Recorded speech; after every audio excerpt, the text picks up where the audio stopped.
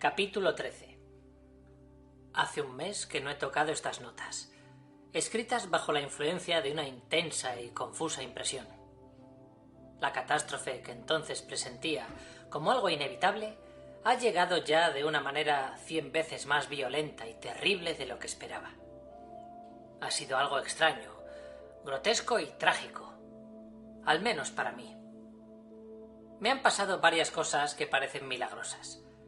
Al menos así las considero yo al presente, si bien en el desarrollo de los sucesos que entonces me envolvieron solo pudieran calificarse de algo extraordinario. Y lo que más me maravilla es la actitud que yo adopté ante los sucesos. Aún no me hago cargo por completo. Todo gira alrededor de mi cabeza como un sueño. Incluso mi pasión, violenta y sincera entonces, ¿en qué ha parado? Cierto que cruzan algunos destellos alumbrando mi frente. ¿Acaso no había perdido la cabeza? ¿No estaría durante todo aquel tiempo en un manicomio y ahora me encontraré restablecido, capacitado para comprender que todo aquello fue obra de mi fantasía? Recojo mis notas y las leo. Vayan a saber si solo lo hago para convencerme de que no las escribí en un manicomio. Estoy completamente solo. Empieza el otoño y las hojas amarillean. Aún sigo en esta pequeña y triste ciudad. Oh, la tristeza de las pequeñas ciudades alemanas. Y en vez de pensar en lo futuro, estoy viviendo bajo la influencia de las pasadas sensaciones, del torbellino que me arrebató para lanzarme luego a un lado. A veces aún me considero cogido en el torbellino, aún creo que ruge la tempestad, que me arrebata como a una pluma, privándome de todo movimiento, llevándome a merced de su soplo. Pero quizá llegue a dominar la fuerza de la tormenta y adueñarme de mí mismo si logro darme clara cuenta de todo lo sucedido durante el pasado mes. Me entran nuevas ganas de volver a escribir. Además, paso casi todas las tardes sin saber qué hacer y, para no aburrirme, cojo de la pobre y abandonada biblioteca del hotel las novelas de Paul de Kock, traducción alemana. Y aunque se me hacen insoportables, las leo y me admiro de mí mismo. Es como si temiese romper el encanto del pasado con la lectura de un libro serio o alguna grave ocupación.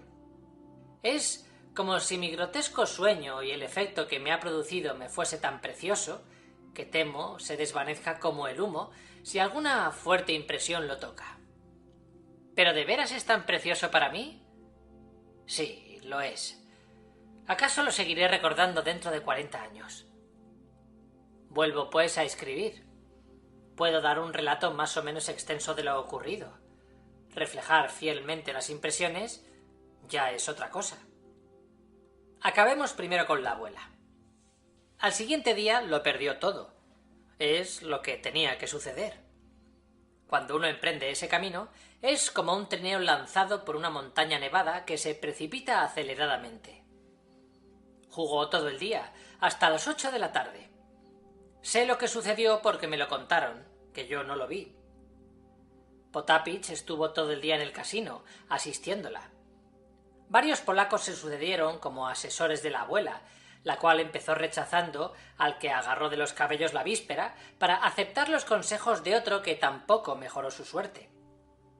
Después de rehusar los servicios de éste para admitir los del primero, que no cesó de encorvarse a su lado, asomando la cabeza en gestos adulones, durante el tiempo de su desgracia cayó en completa desesperación. Pero el otro polaco no quiso marcharse y se instalaron uno a la derecha y otro a la izquierda de la abuela, llenándose mutuamente de injurias por cualquier incidente del juego, llamándose lajdak y otras lindezas polacas, apostando sin medida y jugando al azar.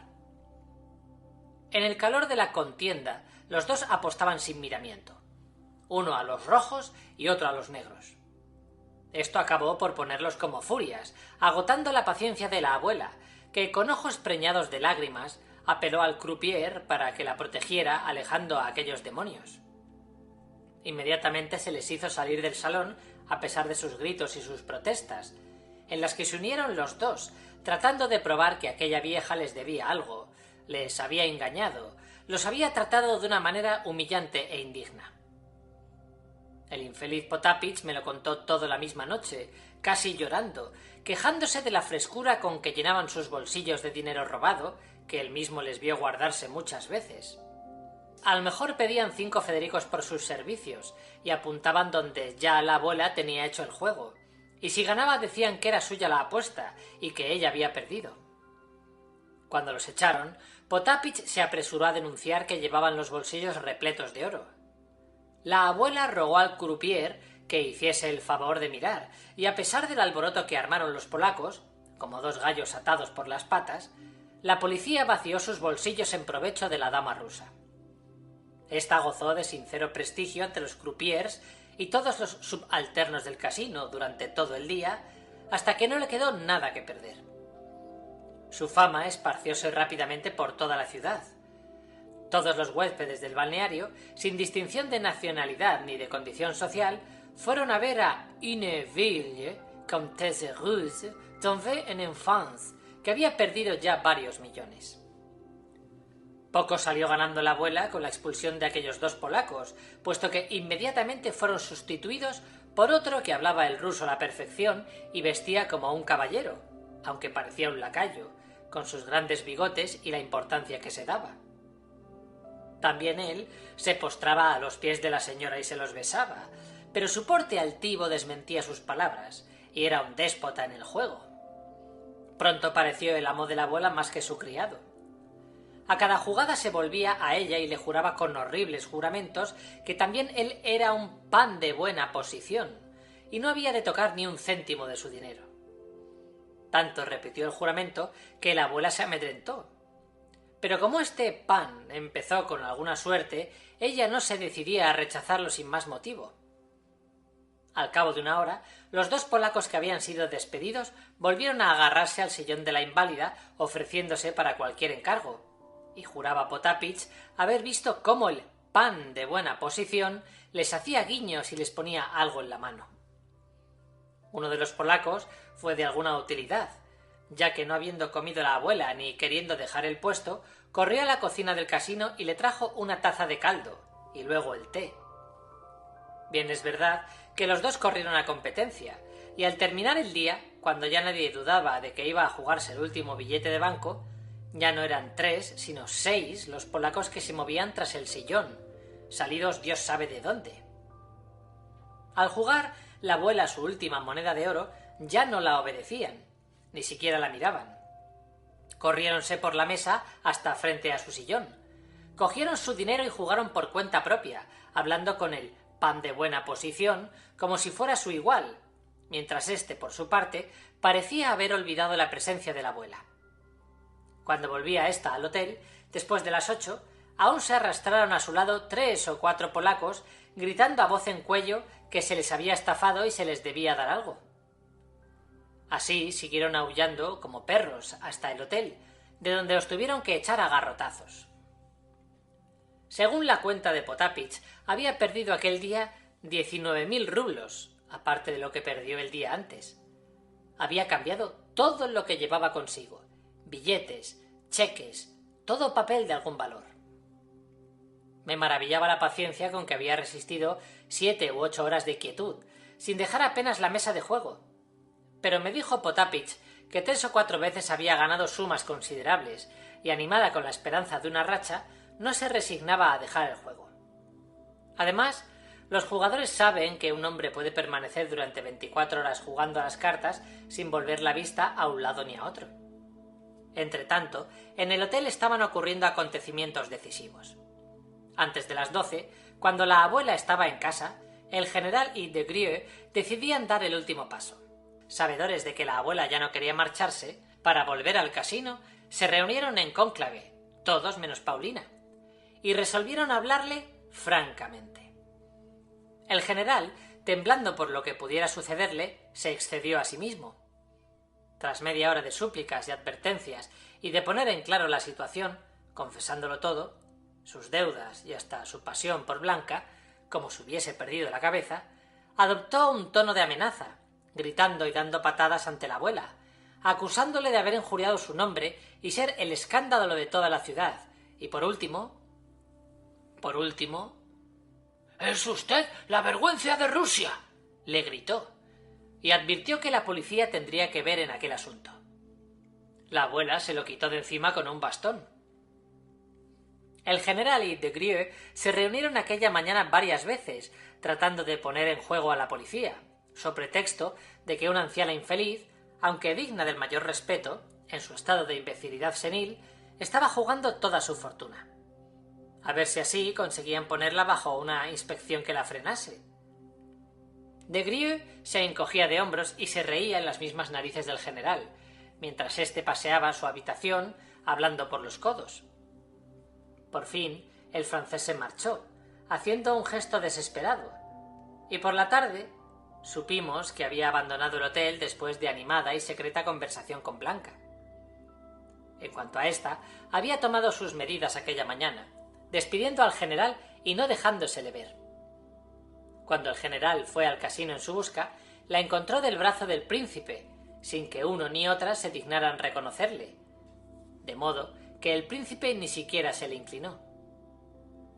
Mademoiselle Blanche pasó todo el día haciendo esfuerzos para arrancarle al príncipe una declaración decisiva. Pero, ¡ay!, sufrió un cruel desengaño. La catástrofe sobrevino aquella tarde. De pronto se enteró Blanca de que el príncipe era tan pobre como un ratón de sacristía, y lo peor es que él mismo le pidió prestado para poder probar fortuna a la ruleta. Blanca lo despidió con cajas destempladas y se encerró en su cuarto. Yo aquella mañana fui a ver a Mr. Astley. Mejor dicho, fui a buscarlo y no lo hallé en ninguna parte. Ni estaba en casa, ni en el parque, ni en el casino. Aquel día no comió en el hotel. Las 4:30 serían cuando lo vi dirigirse desde la estación de ferrocarril al Hotel de Inglaterra. Iba deprisa y muy preocupado, aunque era siempre muy difícil de ver en su rostro una arruga de impaciencia o turbación. Le fui al encuentro y me tendió la mano en saludo cordial, con su exclamación de siempre. «¡Ah!», pero siguió marchando con más prisa.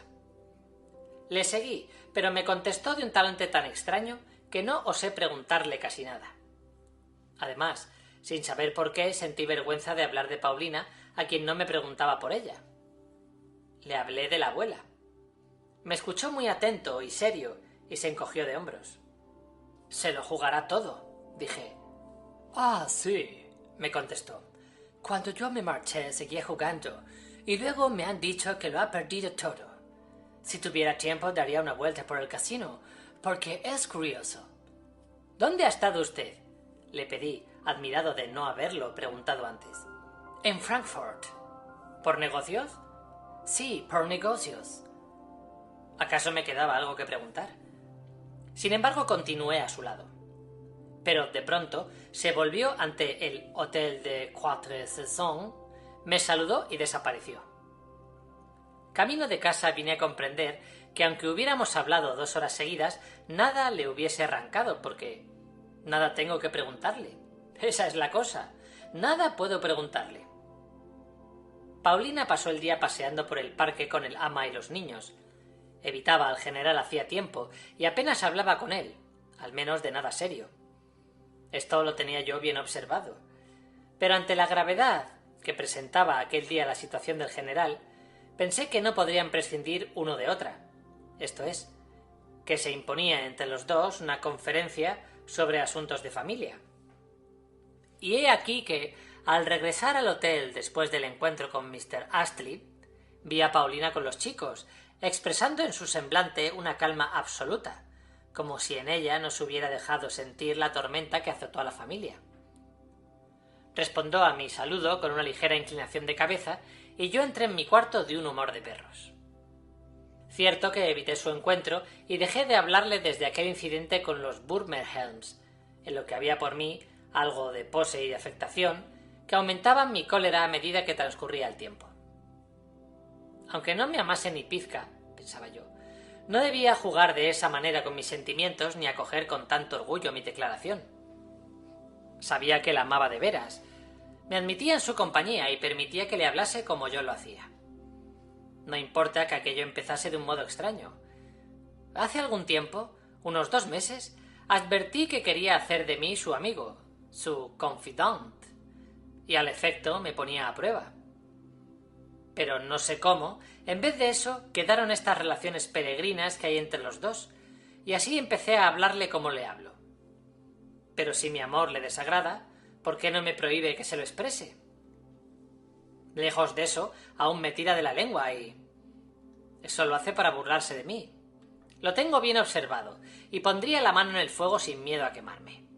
Le gusta oírme para avergonzarme luego, hundiéndome en la más baja de las humillaciones con su desprecio y altiva indiferencia. Con todo, sabe que no puedo vivir sin ella. Aún no habían pasado 3 días desde el enojoso asunto del varón y ya no podía soportar nuestra separación. Al encontrarla hace un rato, cerca del casino, se me desbocó el corazón y palidecí. Pero tampoco ella puede vivir sin mí. Me necesita. Y... ¿no será precisamente como un bufón, como un clown? Ella guarda un secreto. Es indudable.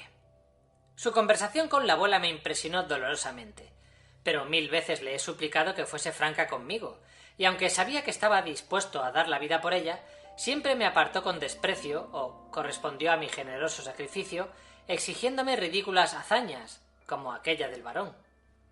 ¿No había motivo para indignarse? ¿Será el francés para ella todo lo de este mundo? ¿Y Mr. Astley? Pero al llegar a este punto se me hace una cosa incomprensible y yo, señor, me veo en un mar de amargas ansiedades. Ya en mi cuarto tomé la pluma en un arrebato de ira y le escribí esta carta. Paulina Alexandrovna, veo claramente que el desenlace se aproxima y también para usted será lamentable. Por última vez le pregunto, ¿necesita usted mi vida? Si puedo serle útil en cualquier cosa, disponga de mí a su antojo. Permaneceré en mi cuarto sin salir. Si me necesita, escríbame o mande a llamarme. Cerré la carta y la envié por el camarero de servicio con el encargo de dejarla en manos de la destinataria. No esperaba contestación, pero a los 3 minutos volvió el camarero con encargo de transmitirme sus saludos. A eso de las 6 me llamaron de parte del general. Estaba en su despacho, vestido para salir con el sombrero y el abrigo tirados por el sofá. Y él, en medio de la estancia con las piernas muy abiertas y la cabeza inclinada, me pareció que hablaba a solas. Pero cuando me vio, se precipitó a mi encuentro, gritando de tal manera que yo me asusté, y hubiera huido si no me hubiese él agarrado de las 2 manos, arrastrándome hasta el sofá, donde tomó asiento mientras me obligaba a ocupar una butaca frente a él. Entonces, asiendo fuerte mi mano, con labios temblorosos y lágrimas que brillaban en sus pestañas, empezó a decirme con voz suplicante: «Alexei Ivanovich, sálvame, sálvame, por favor». Tardé un buen rato en comprender. Él no hacía más que repetir: «Sálvame, perdóname». Al fin adiviné que esperaba de mí algún consejo, o que, abandonado de todos en la desgracia de aquel trance apurado, pensó en mí como en un compañero con quien hablar. Estaba loco, o al menos completamente trastornado. Juntaba las manos y estaba a punto de caer de rodillas a mis pies para rogarme. ¿En qué creen ustedes? Que fuese inmediatamente a ver a Mademoiselle Blanche y le suplicase con ahínco que volvieran a su estado y se casara con él. «Por Dios, general», le contesté, «si esa señorita apenas sabe si yo existo, ¿qué puedo hacer?» En vano fue toda protesta. No comprendía nada de lo que yo le decía, y siguió hablando de la abuela con asombrosa incoherencia, obstinándose en la idea de llamar a la policía. «¡En nuestro país! ¡En nuestro país!», gritaba acalorado de indignación. «Es decir, en cualquier nación bien gobernada, donde se ejerza la debida vigilancia, a semejante vieja la pondrían inmediatamente bajo tutela. Sí, señor mío, sí», continuó en todo de refunfuño, levantándose para dar unos pasos por la habitación, y añadió dirigiéndose a un respetable caballero imaginado que le escuchaba desde un ángulo: «Permítame que se lo diga, honorable señor, ya que parece que no está usted enterado. Sí, en nuestro país esa vieja sería llamada al orden. Llamada al orden, sí, no hay duda. ¡Oh, al diablo todo!». Se dejó caer en el sofá y al cabo de un minuto, gimiendo, respirando con dificultad, me contó que Blanca no se querría casar con él porque había llegado la abuela en vez del telegrama de Marras y estaba convencida de que no heredaría. El general me creía en la más completa ignorancia sobre el asunto. Hablé a Degrieux y él dejó caer la cabeza. «Se marchó. Todo lo mío ha pasado a él en prenda. Estoy enteramente despojado. El dinero que usted trajo, aquel dinero, no sé a qué queda reducido. Creo que a unos 700 francos. Es cuanto poseo. No sé qué pasará». «¿Cómo pagará usted la cuenta del hotel?», pregunté alarmado. «¿Y luego? ¿Qué hará usted?». Me miró pensativo, pero creo que no entendió mi pregunta y quizá ni la oyó. Traté de hablarle de Paulina y de los niños, y me respondió vivamente. «Sí, sí». Pero enseguida se puso a hablar del príncipe, diciendo que Blanca huiría con él, y entonces... «¿Entonces? ¿Qué haré yo, Alexei Ivanovich?», me preguntó de súbito. «Le juro por Dios que no sé lo que haré. Dígame si no es ingratitud la suya.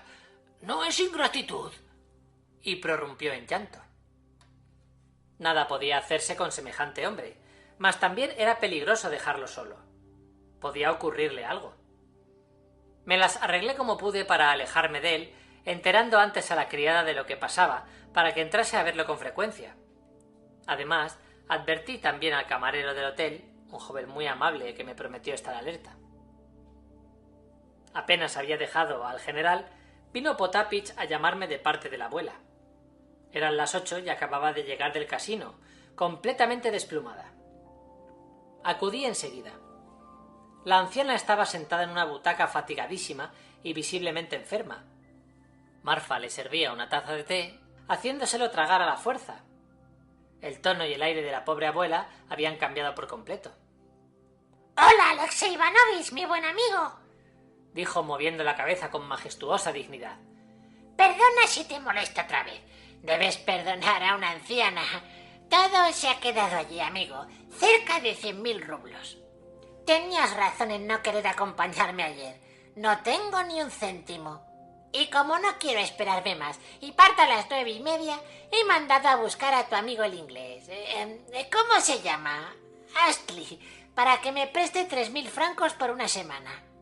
Persuádele tú que no me los niegue. Aún estoy en buena posición, amigo. Tengo 3 aldeas y 2 casas, y aún me queda en Rusia algún dinero. No quise traérmelo todo.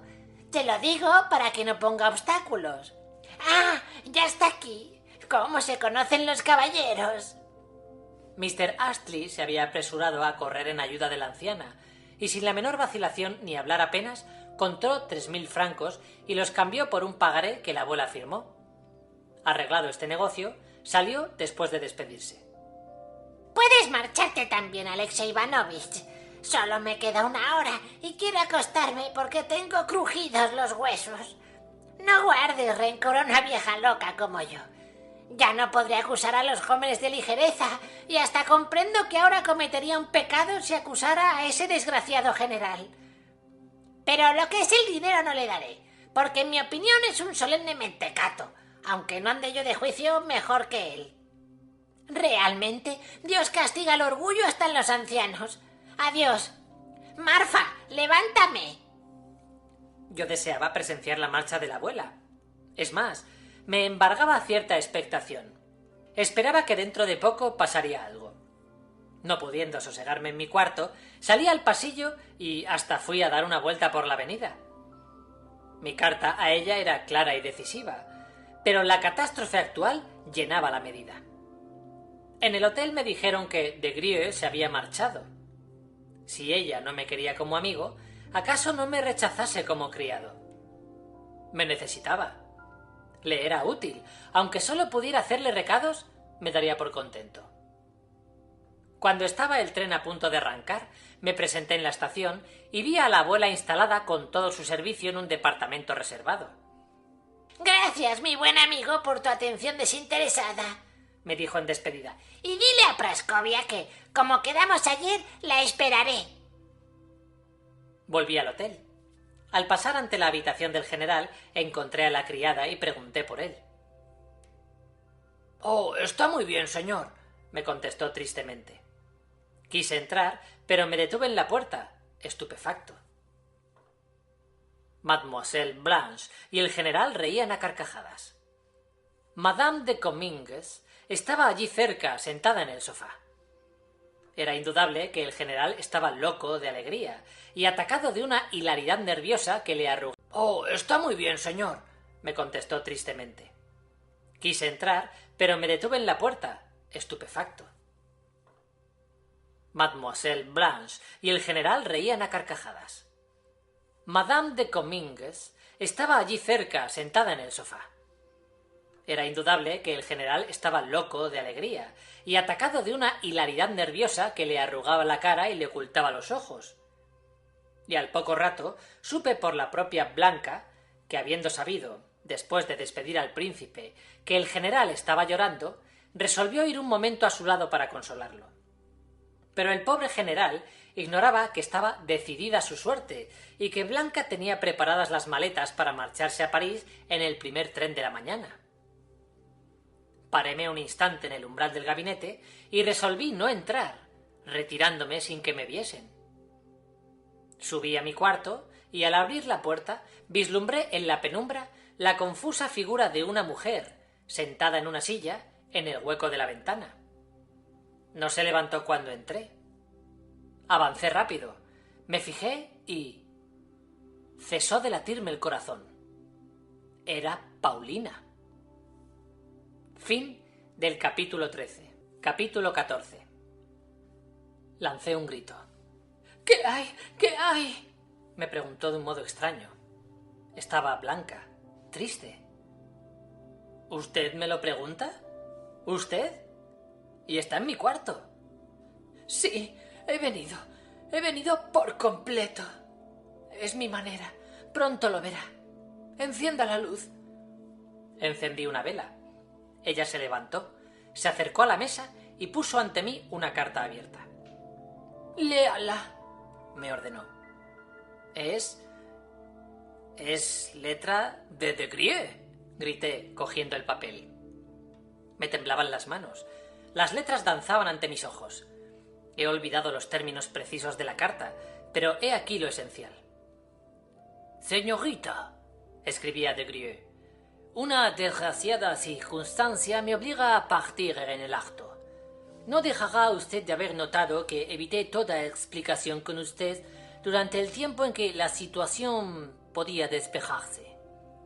La llegada de su vieja parienta, de la vieille dame, y su ridículo comportamiento ha puesto fin a mis dudas.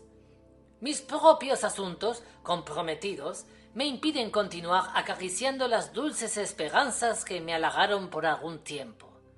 Lamento el pasado, pero confío que no hallará usted en mi conducta nada que sea indigno de un caballero y de un hombre honrado. Gentilhomme en honnête homme.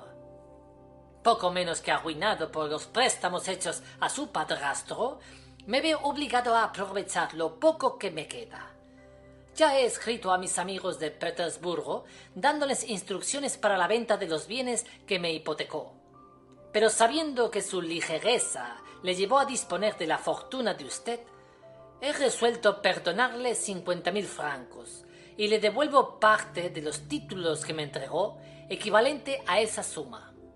De modo que está usted en situación de rescatar cuanto le han hecho perder, pidiéndole por vía judicial la restitución de sus bienes. Espero, señorita, que mi determinación le será de gran provecho, y espero también haber cumplido así con el deber de un caballero. No dude que su recuerdo queda grabado para siempre en mi corazón. Bueno, todo eso está claro, dije volviéndome a Paulina. ¿Esperaba usted otra cosa?, añadí con indignación. Yo no esperaba nada, me contestó sin perder la calma, aunque su voz temblaba. Había tomado hacía tiempo mi decisión. Adivinaba su pensamiento.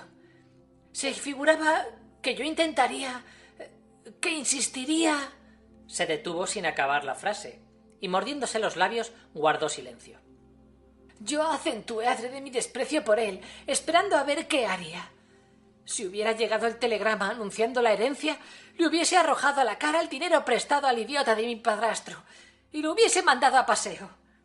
¡Oh! ¡Cómo odio a ese hombre! No es el mismo de antes. 1000 veces no. Ahora, ¿con qué placer le azotaría las narices con esos 50.000 francos? Pero el documento, el compromiso de los 50.000 francos lo tiene el general. Cójalo usted y devuélvaselo a De Grieux. ¡Oh! Eso es otra cosa. Eso es otra cosa. Cierto, eso es otra cosa. Además, ¿de qué sería capaz el general a estas horas? ¿Y la abuela?, exclamé de súbito. Paulina me miró, distraída e impaciente. ¿La abuela?, preguntó la joven humillada. No puedo ir a su casa. No quiero pedir perdón a nadie, añadió irritada.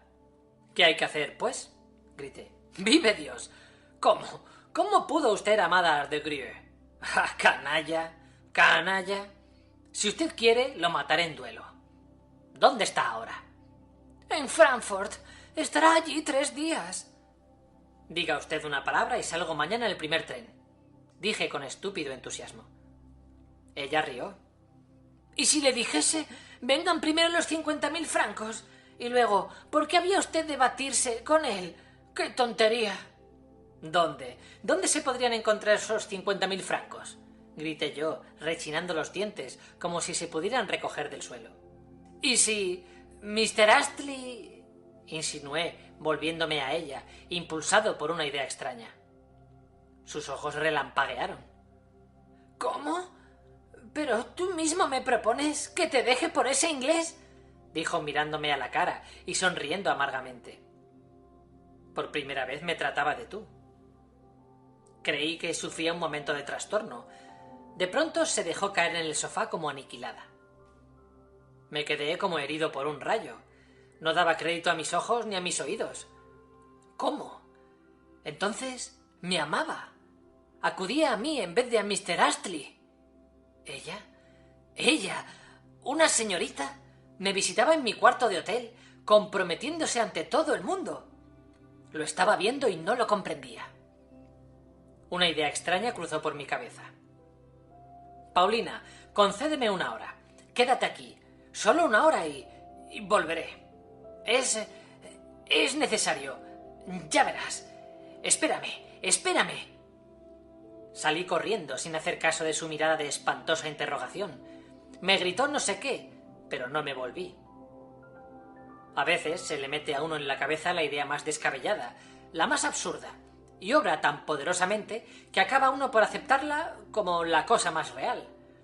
Y es más, si la idea va asociada a un deseo fuerte y fogoso, se acepta como algo fatal, inevitable, predestinado, como algo que ha de ser, que ha de suceder.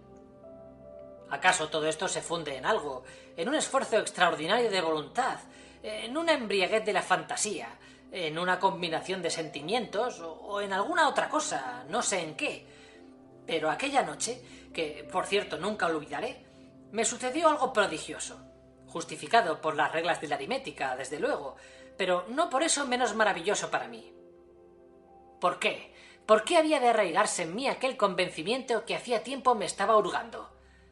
Repito que había pensado en ello, no como una de tantas probabilidades que pueden suceder o dejar de suceder, sino como algo cuya realización es absolutamente necesaria. Eran las 10:15.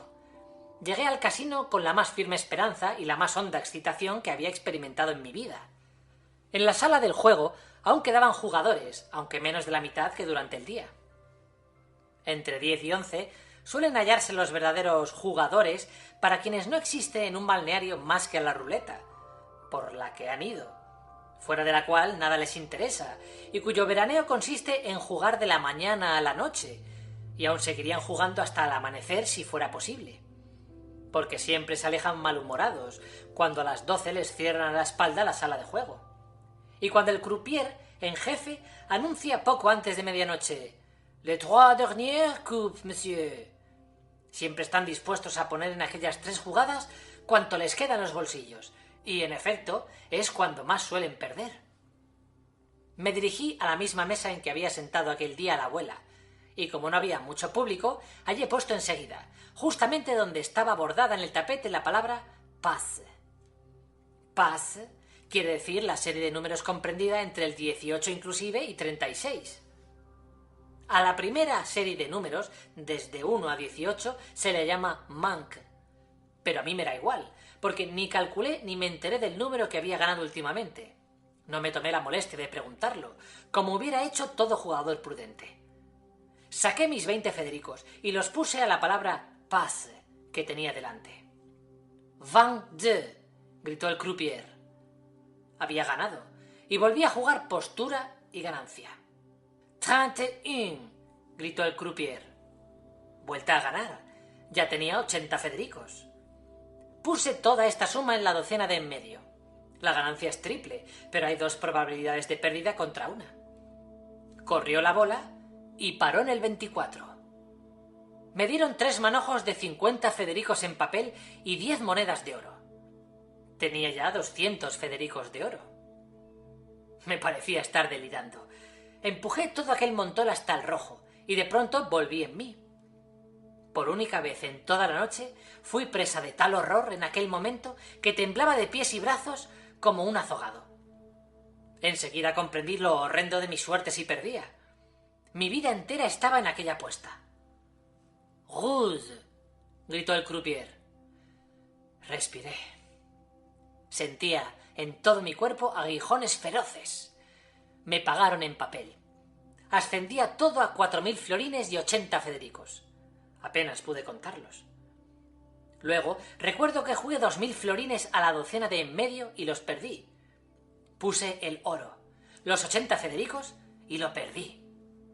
Montado en ira, cogí los 2.000 florines que me quedaban y los coloqué en la primera docena, al azar, sin reflexión, sin cálculo. Durante un momento se me cortó la respiración, como debió sucederle a Madame Blanchard cuando cayó del globo en París. «Quatre», gritó el croupier. Volvía a tener 6.000 florines. Cantaba ya victoria. Nada me asustaba, nada, y puse 4.000 florines al negro. 9 jugadores me imitaron apuntando al negro. Los croupiers cambiaban miradas y se decían no sé qué. En derredor mío hubo un murmullo de expectación. Ganó el negro. Desde este momento ya no sé lo que gané ni lo que jugué.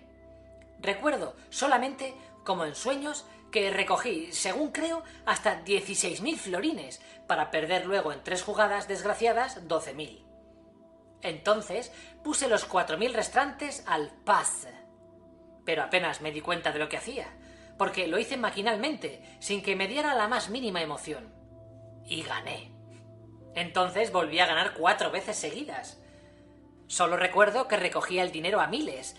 También recuerdo que la docena del medio ganaba con frecuencia y que me mantenía en ella. Salía con cierta regularidad. 3 o 4 veces seguidas salía. Dejaba de salir 2 veces y luego volvía a salir 3 o 4 veces. Esta asombrosa regularidad es la cosa más caprichosa y lo que hace perder la cabeza a los jugadores empedernidos que calculan lápiz en mano. ¿Y qué sarcasmos proporciona la suerte en tales casos? No creo que hubiera pasado más de media hora desde que empecé a jugar cuando, de pronto, me advirtió el croupier que llevaba ganados 30.000 florines y como la banca no admitía compromisos para una suma tan grande, se iba a cerrar la ruleta hasta el día siguiente. Recogí todo mi oro y me lo hundí en el bolsillo. Recogí los billetes y corrí a otra sala, donde también había ruleta. Todo el público me siguió. Me hicieron puesto y empecé a jugar al azar, sin regla ni medida. No comprendo cómo me salvé. Sí que, de vez en cuando, alumbraba mi mente un relámpago de prudencia. Prefería ciertos números y combinaciones, pero pronto me abandoné a un juego inconsciente. Debía estar muy distraído, pues recuerdo que varias veces me corregían los croupiers. Cometí equivocaciones garrafales. Tenía las sienes mojadas de sudor, me temblaban las manos. Venían los polacos a ofrecerme sus servicios y no les hacía caso. Mi suerte parecía inconmovible. De pronto oí una explosión de gritos y de risas. «¡Bravo! ¡Bravo!», exclamaron todos, y algunos aplaudieron. Allí también recogí 30.000 florines, y se cerró la banca hasta el siguiente día. «¡Márchese! ¡Márchese!», murmuró una voz a mi lado. Era un judío de Frankfurt, que no me había dejado un momento y que en alguna ocasión me ayudó eficazmente.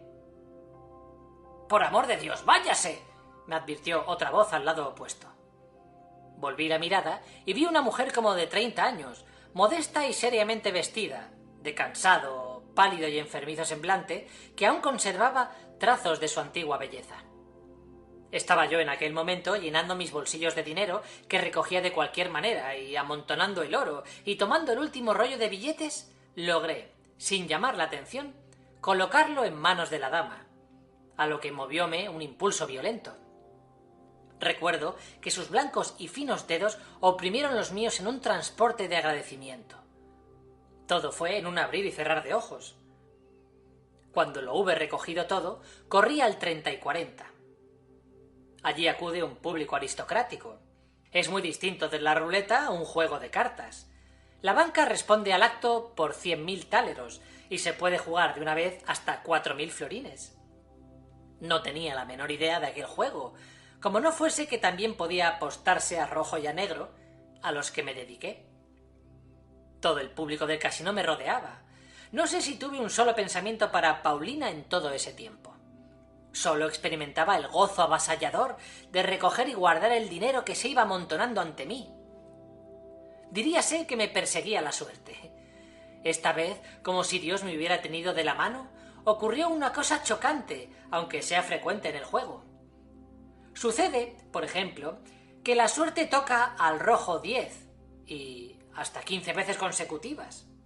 Pocos días antes me habían dicho que la semana anterior había salido el rojo 22 veces seguidas, cosa nunca vista en la ruleta y comentada con asombro. Claro, todos dejan entonces de jugar al rojo, y hasta pasadas 10 jugadas por lo menos, casi nadie arriesga a él. Pero ningún jugador experto pone tampoco en el negro, porque sabe los caprichos de la suerte. Y en efecto, cualquiera creería que después de salir el rojo 16 veces, la 17ª vez tocará infaliblemente la suerte al negro. Los novicios se dejan guiar por esta deducción y doblan y triplican sus posturas, perdiendo sumas enormes. Pues yo, sabiendo que había salido el rojo 7 veces arreo, jugué a él en un arranque de extraña perversidad. Estoy persuadido que la vanidad contribuyó poderosamente a ello. Deseaba impresionar al público, corriendo un riesgo loco. ¡Oh, extraña sensación! Recuerdo claramente que, aparte de los impulsos de la vanidad, estaba poseído por el vértigo de las temeridades. Quizá mi alma, embriagada de fuertes impresiones, quería hundirse en un pozo de abrojos y revolcarse hasta quedar ahita. No miento al decir que si el reglamento me hubiera permitido jugar 50.000 florines de un golpe, los hubiese puesto. Gritaba la gente que estaba loco, que el rojo había salido ya 14 veces. «Monsieur, ayez déjà 100.000 florins», dijo una voz detrás de mí. Volví súbitamente a la realidad. ¿Cómo? ¿Había ganado aquella noche 100.000 florines? ¿Qué más quería? Me arrojé sobre los billetes de banco y me los guardé en el bolsillo sin pararme a contarlos. Recogí todo el oro y salí corriendo. Todos reían viéndome cruzar la sala con los bolsillos abultados y encorvándome bajo el peso del oro, que creo llegaría a 20 libras. Varias manos se tendieron hacia mí, y yo repartí dinero a puñados.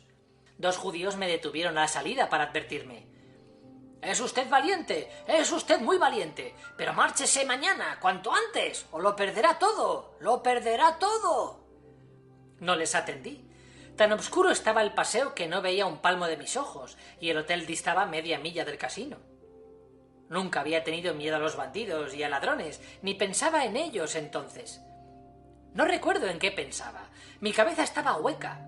Solo sentía una dicha inmensa, de triunfador, de afortunado, de hombre poderoso, no sé de qué. También se me dibujó la imagen de Paulina. Me acordé de ella, y sabía que a ella me dirigía, que con ella estaría al momento, contándole, mostrándole, mas apenas recordaba lo que me había dicho una hora antes. Parecíame haber transcurrido mucho tiempo desde entonces, que todo era ya antiguo y que entonces empezaba una vida nueva. Casi al final de la avenida me sobrecogió un súbito temor. ¿Y si en aquel momento me robasen y asesinasen? Mi terror aumentaba a cada paso y me eché a correr. Por fin apareció el hotel con sus numerosas ventanas alumbradas. Gracias a Dios que estaba en casa. Subí a prisa a mi cuarto y precipitadamente abrí la puerta. Paulina seguía en el sofá, cruzada de brazos, con una vela encendida a su lado. Me miró con asombro y sin duda ofrecía yo entonces un aspecto extraño. Me quedé ante ella y empecé a sacar dinero y a amontonarlo sobre la mesa. Fin del capítulo 14. Capítulo 15. Recuerdo que me dirigió una intensa mirada, sin moverse del puesto ni cambiar de posición. ¡He ganado 200.000 francos!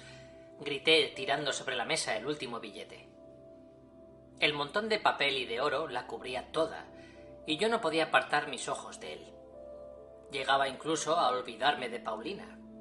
Tan pronto ponía en orden los billetes de banco, colocándolos uno sobre otro, como deshacía los cartuchos de oro para amontonar las monedas.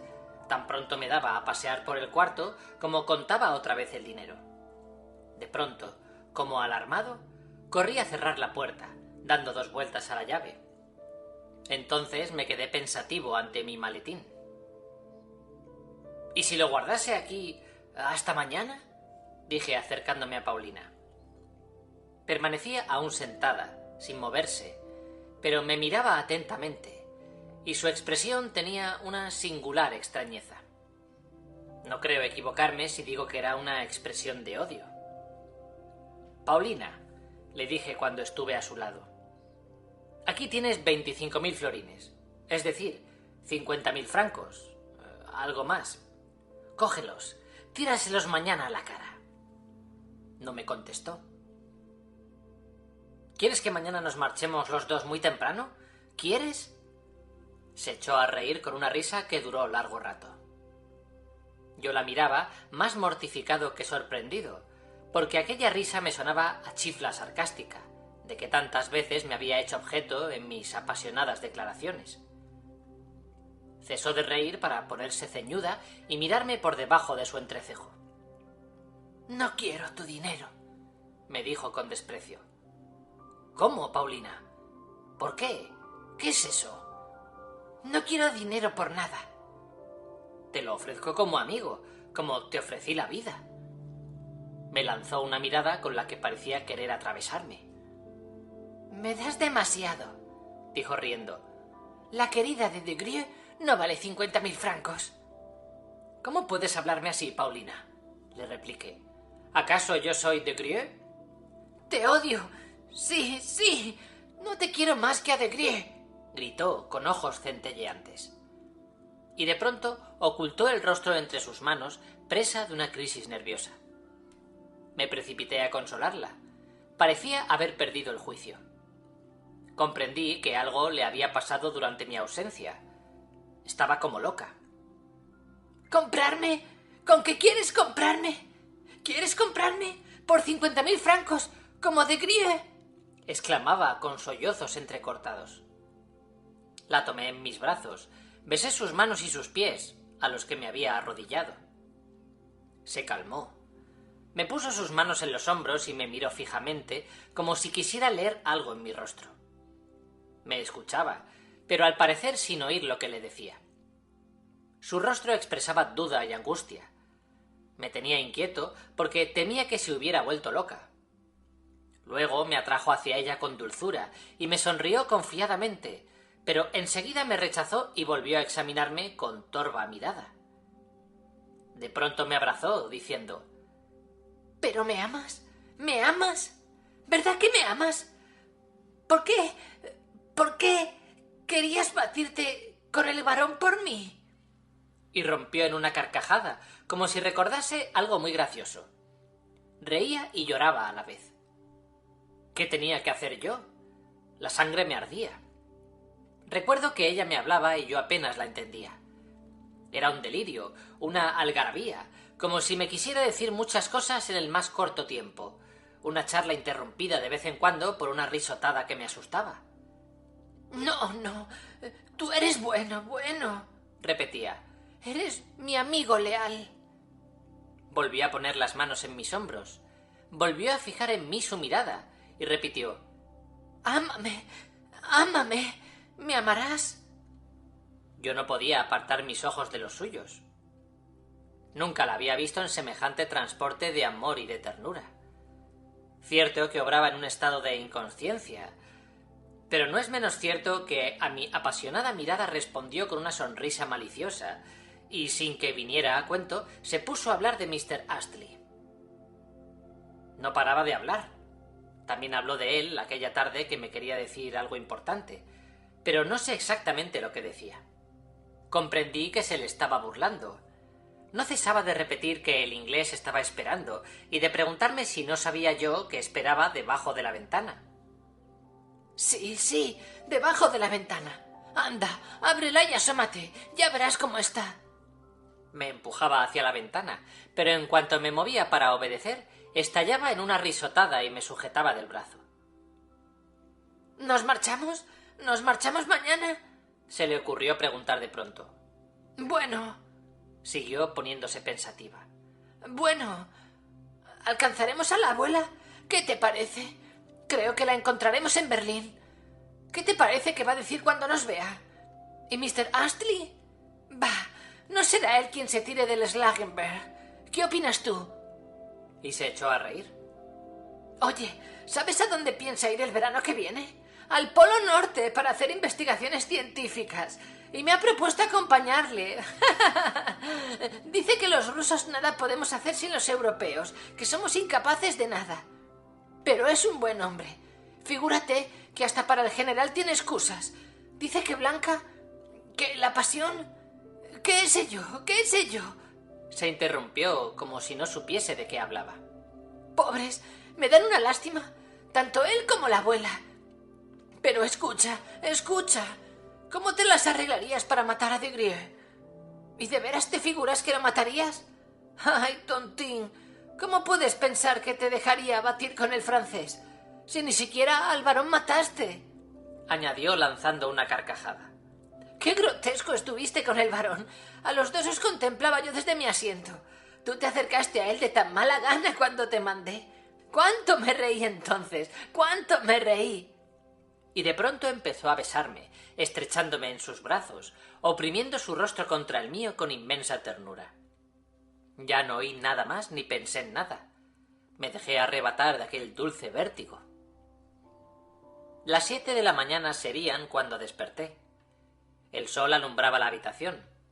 Paulina estaba sentada junto a mí y miraba de un modo extraño, como si tratase de recoger sus pensamientos dispersos durante el sueño. Acababa de despertar y fijaba su mirada en la mesa y en el dinero. Me dolía la cabeza. Estaba fatigado. Intenté coger la mano de Paulina, pero ésta me rechazó levantándose. Abrió la ventana y, de codos en el alféizar, con la cabeza entre las manos, estuvo durante 3 minutos asomándose a la mañana sin volverse a mí ni escuchar lo que le decía. La tierra estaba mojada. Había llovido poco antes del amanecer. Pensaba con miedo en lo que podía ocurrir entonces, en el fin que podía tener aquella aventura cuando se apartó de la ventana y, llegando hasta la mesa, me miró con odio infinito, con ira que ponía un temblor en sus labios, y me dijo: «Bueno, dame ahora mis 50.000 francos». «Otra vez, Paulina, otra vez». «¿O has cambiado de idea? ¿Ahora te duelen?» Los 25.000 florines, contados la víspera, estaban aún sobre la mesa. Los cogí y se los entregué. «Todo esto es mío, ¿verdad? Completamente mío, ¿no es eso?», me preguntó sosteniendo el dinero en la mano con gesto de desprecio. «Claro, siempre ha sido tuyo», contesté. «¿Sí? Pues ahí tienes tus 50.000 francos». Y con un vivo movimiento me los tiró a la cara. Todas las monedas cayeron encima de la mesa. Paulina salió corriendo de mi habitación.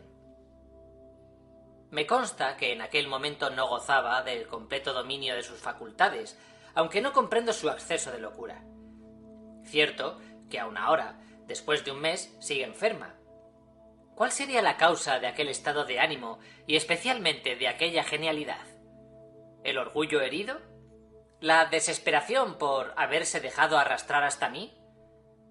¿Acaso me vanaglorié de mi dicha y, como de Grieux, traté de pagarla, ofreciéndole 50.000 francos? Nada de eso pesaba sobre mi conciencia. Antes creo que buena parte de la culpa se hallaría en su amor propio, que la llevó a desconfiar de mí y a ofenderme, aunque me parece que ni ella misma sabía por qué hacía aquello. En todo caso, yo pagué las culpas del francés sin ser responsable. Verdad que todo aquello pasó como por efecto de la fiebre, que yo sabía que ella estaba en un momento de perturbación y yo no quise tenerlo en cuenta, lo cual quizá ahora no pueda perdonarme. Bueno, ahora digo, pero ¿y entonces? ¿No estaba entonces perturbada hasta el punto de carecer en absoluto de conciencia de sus actos? Cuando vino a verme con la carta de Grieux, sabía muy bien lo que estaba haciendo. Recogí precipitadamente mi dinero, lo guardé en la cama bajo el colchón y salí de mi cuarto a los 10 minutos de haberlo abandonado Paulina. Estaba convencido de que había vuelto a sus habitaciones y deseaba introducirme astutamente y preguntar a la criada por la salud de la señorita. Pero ¿cuál no sería mi asombro al saber por aquella, a quien encontré en la escalera, que Paulina no había entrado en su cuarto y que ella, la criada, iba a buscarla al mío? Hace escasamente 10 minutos que estaba conmigo. ¿A dónde ha podido ir? La criada me miró con severidad. El escándalo se había esparcido ya por todo el hotel. El portero y el Oberkellner susurraban al oído de los curiosos que a las 6 y con lluvia había salido la Fräulein corriendo en dirección al Hotel de Inglaterra. Entre lo que decían y lo que insinuaban, comprendí que todos sabían que pasó la noche en mi cuarto. Se criticaba sin piedad a toda la familia. Todos los del hotel sabían que el general se había vuelto loco y estaba llorando. Se contaba que la abuela era su madre, la cual había venido de Rusia solo para impedir la boda de su hijo con Mademoiselle de Comminges, y lo desheredaría si no la obedecía. Y como desde luego la desobedeció, ella se jugó todo el dinero a la ruleta ante los ojos del hijo, para darle a comprender que nada le dejaría. «Diese Russen», repetía el Oberkellner, agitando su ceñuda testa. Los otros reían, y el Oberkellner seguía haciendo la cuenta del general. También se había propagado la noticia de mis ganancias. Karl, el camarero de mi piso, fue el primero en felicitarme, pero yo, sin pararme a escuchar a nadie, corrí al Hotel de Inglaterra. Era muy pronto. Mr. Astley no recibía a nadie, y, cuando le dijeron que era yo, salió al corredor y se paró ante mí, hincándome sus ojos de estaño, dispuesto a oír lo que le dijese. Pregunté por Paulina. «Está enferma», me dijo sin apartar de mí la vista. «¿Entonces está con usted?» «Sí, está conmigo». «¿Entonces piensa usted protegerla?» «Sí».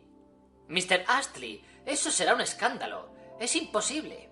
Además, está enferma, como habrá usted notado». «Sí, lo he notado ya. Le he dicho a usted que está enferma. De lo contrario, no hubiera pasado la noche con usted». «¿También usted lo sabe?» «Sí, también lo sé. Vino ayer a verme, y yo la hubiese llevado a casa de un pariente mío, pero como estaba enferma, víctima de un error, fue a verle a usted».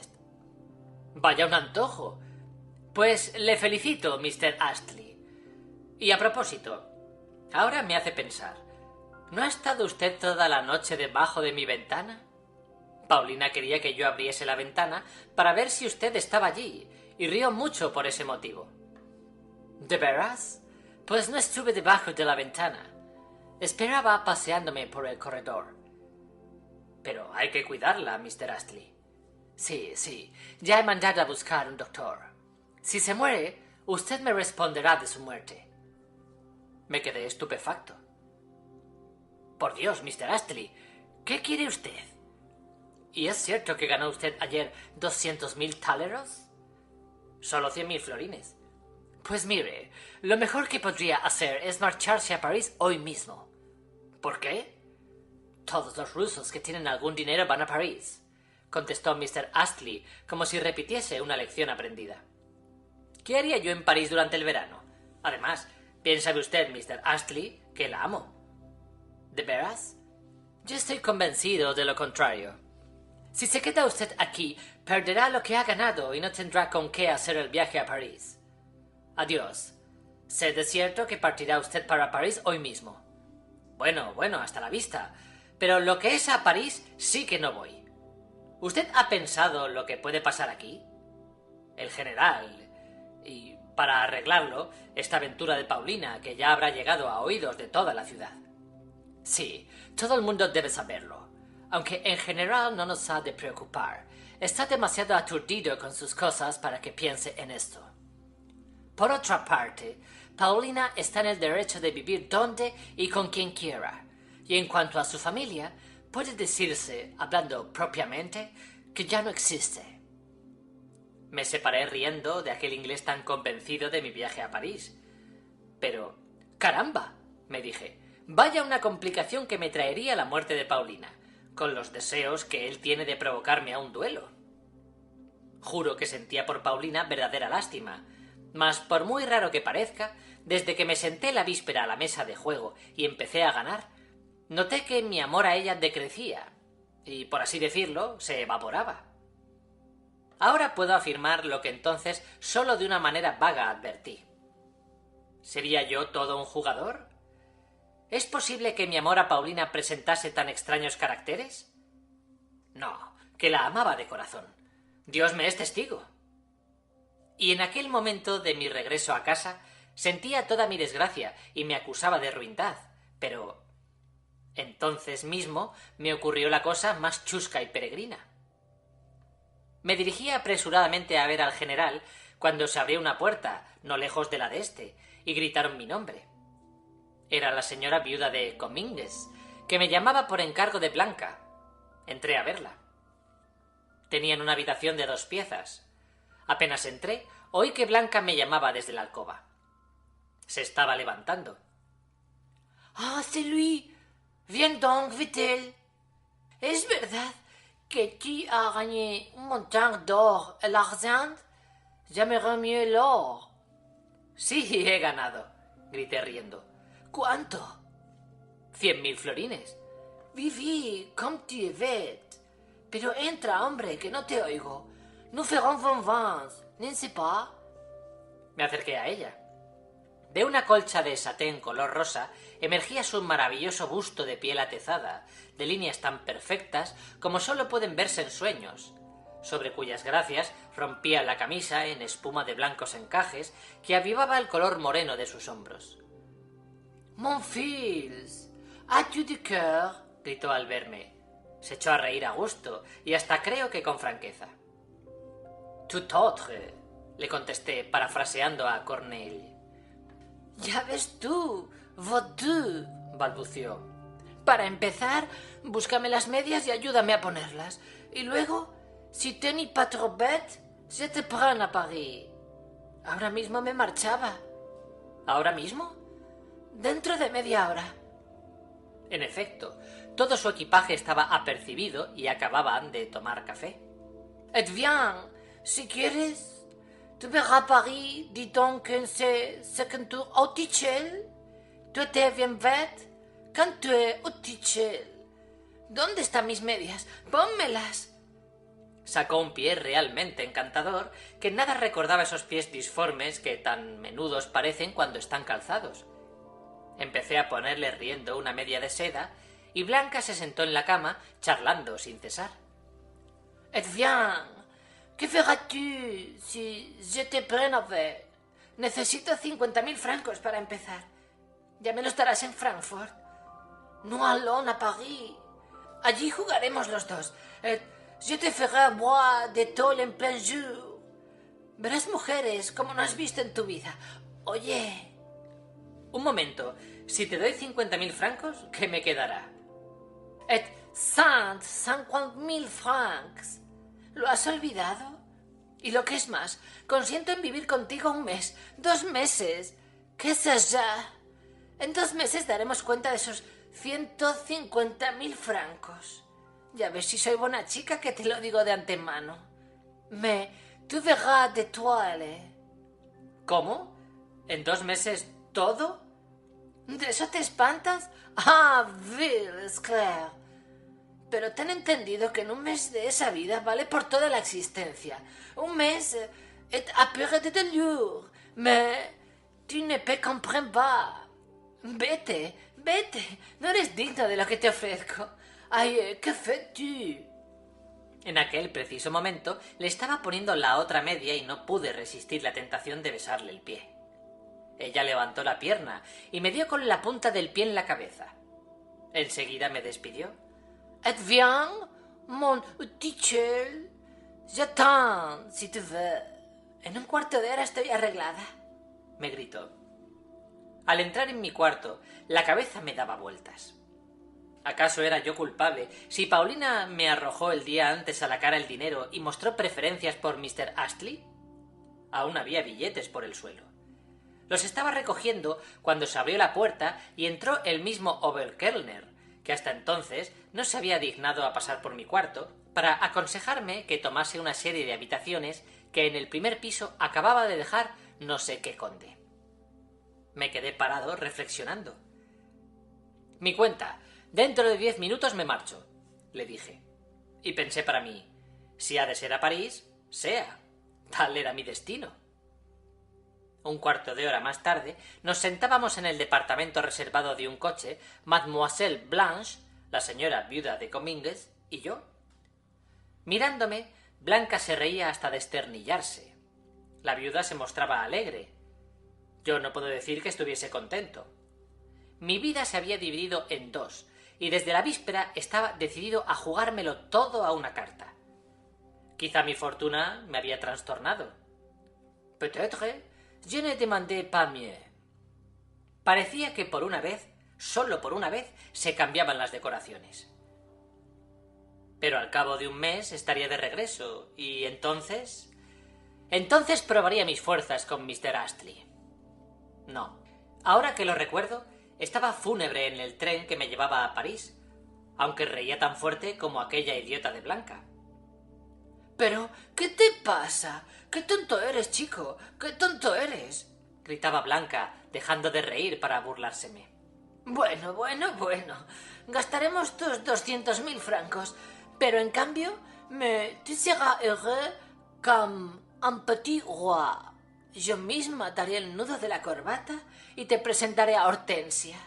Y cuando lo hayamos gastado todo, volverás aquí y harás saltar otra vez la banca. ¿Qué te dijeron los judíos? Lo principal es audacia, y tú la tienes. Y desde aquí me mandarás a París más dinero. Quant à moi, je veux 50.000 francs de rente et alors. ¿Y el general?, pregunté. Ya sabes que siempre me trae un ramillete. Hoy le he pedido que me trajese alguna flor exótica y el pobre, cuando vuelva, se encontrará el nido sin pájaros. Ya ves cómo nos seguirá volando. Y yo estaré encantada porque en París me será de gran utilidad. Mr. Astley se encargará de pagar su cuenta del hotel. Tales son las circunstancias en que fui a París. Fin del capítulo 15. Capítulo 16. ¿Qué diré de mi estada en París? Aquello fue una necedad, una locura. A los 3 meses ya nada me quedaba de los 100.000 francos. Los otros 100.000 se los di a Mademoiselle Blanche en moneda corriente, 50.000 al llegar a Frankfurt, y 3 días después, en París, le firmé un pagaré por otros 50.000 que le hice efectivos al cabo de una semana. Et les 5.000 francs qui nous restent, tu les mangeras avec moi, mon Otichel. Siempre me llamaba Utichel, que quiere decir ayo. Sería casi imposible imaginar algo más bajo, más ruin, más sórdido que la clase de gente a que pertenecía Blanca.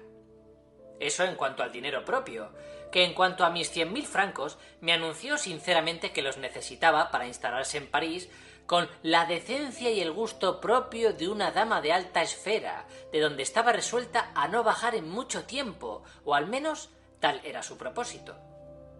Ya no vi más aquel dinero, y en mi bolsillo, que ella registraba cada día, no llevaba más que 100 francos, que se acabaron rápidamente. ¿Para qué quieres dinero? me decía a veces de la manera más sencilla. Yo no discutía con ella, que amueblaba y embellecía con muy buen gusto su piso, a donde me llevó un día para enseñármelo todo, y me dijo: «Mira lo que puede hacerse con gusto y economía». Economía que arrojaba, no obstante, la bonita suma de 50.000 francos. Con el resto del dinero adquirió un coche y caballos. Dimos, además, 2 bailes, a los que invitamos a Hortensia, Lisette y Cleopatra, mujeres dotadas de raras cualidades y muy hermosas. En estas fiestas me tocó el papel de dueño de la casa y tuve que recibir a idiotas y enriquecidos comerciantes, tan incultos como audaces, a varios tenientecillos del ejército y escritorzuelos y periodistas, cargantes como parásitos, que vestidos de frac a la moda y pulcramente enguantados, me parecían más fatuos y detestables que nuestros lechuguinos de Petersburgo, lo que es mucho decir. A varios de ellos les pareció cosa de buen gusto reírse de mí, pero yo me emborraché y me estuve en una alcoba tumbado a la Bartola. Todo aquello me repugnaba en el más alto grado. «C'est un Otichel», les decía Blanca. «Il a gagné 200.000 francs. Sin mí ni hubiera sabido cómo gastarlos. Luego volverá a ser un Otichel. ¿No le sabrían ustedes una colocación? Porque hemos de hacer algo por él». Con frecuencia recurría yo al champaña, especialmente cuando me sentía triste y hastiado. Vivía en el más burgués, en el más mercenario de los mundos, en el que se contaba y regateaba hasta el último céntimo. Durante los primeros 15 días noté que Blanca no me quería.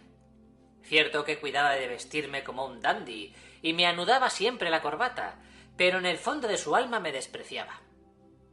A mí me importaba un comino. Cansado y apático, frecuentaba el Château de Fleurs, donde casi a diario me emborrachaba, y me ejercitaba en el cancán, que llegó a darme cierta fama, por lo mal que solía bailarse allí. Blanca adivinó por fin mi verdadero carácter. No sé por qué habíase figurado que yo andaría siempre tras ella con lápiz y papel en mano, contando cuánto había gastado, cuánto había robado, cuánto quedaba por gastar y cuánto por robar. Seguramente esperaba que sostendríamos una pelea por cada billete de 10 francos y se pertrechaba con una réplica a cada una de las reconvenciones que yo podía hacerle. Y al ver que yo me callaba, no podía ya resistir la tentación de justificarse. A veces se acaloraba en su anticipada réplica a un ataque imaginario, pero viéndome quieto y silencioso, tumbado en un sofá y con la vista en el techo, quedaba desconcertada. Al principio atribuyó tal actitud a mi estupidez de Otichel y ponía pronto fin a sus explicaciones, porque debía de pensar: «Es un necio. ¿Para qué gastar saliva si no ha de entenderme?». Y me dejaba. Pero al poco rato volvía.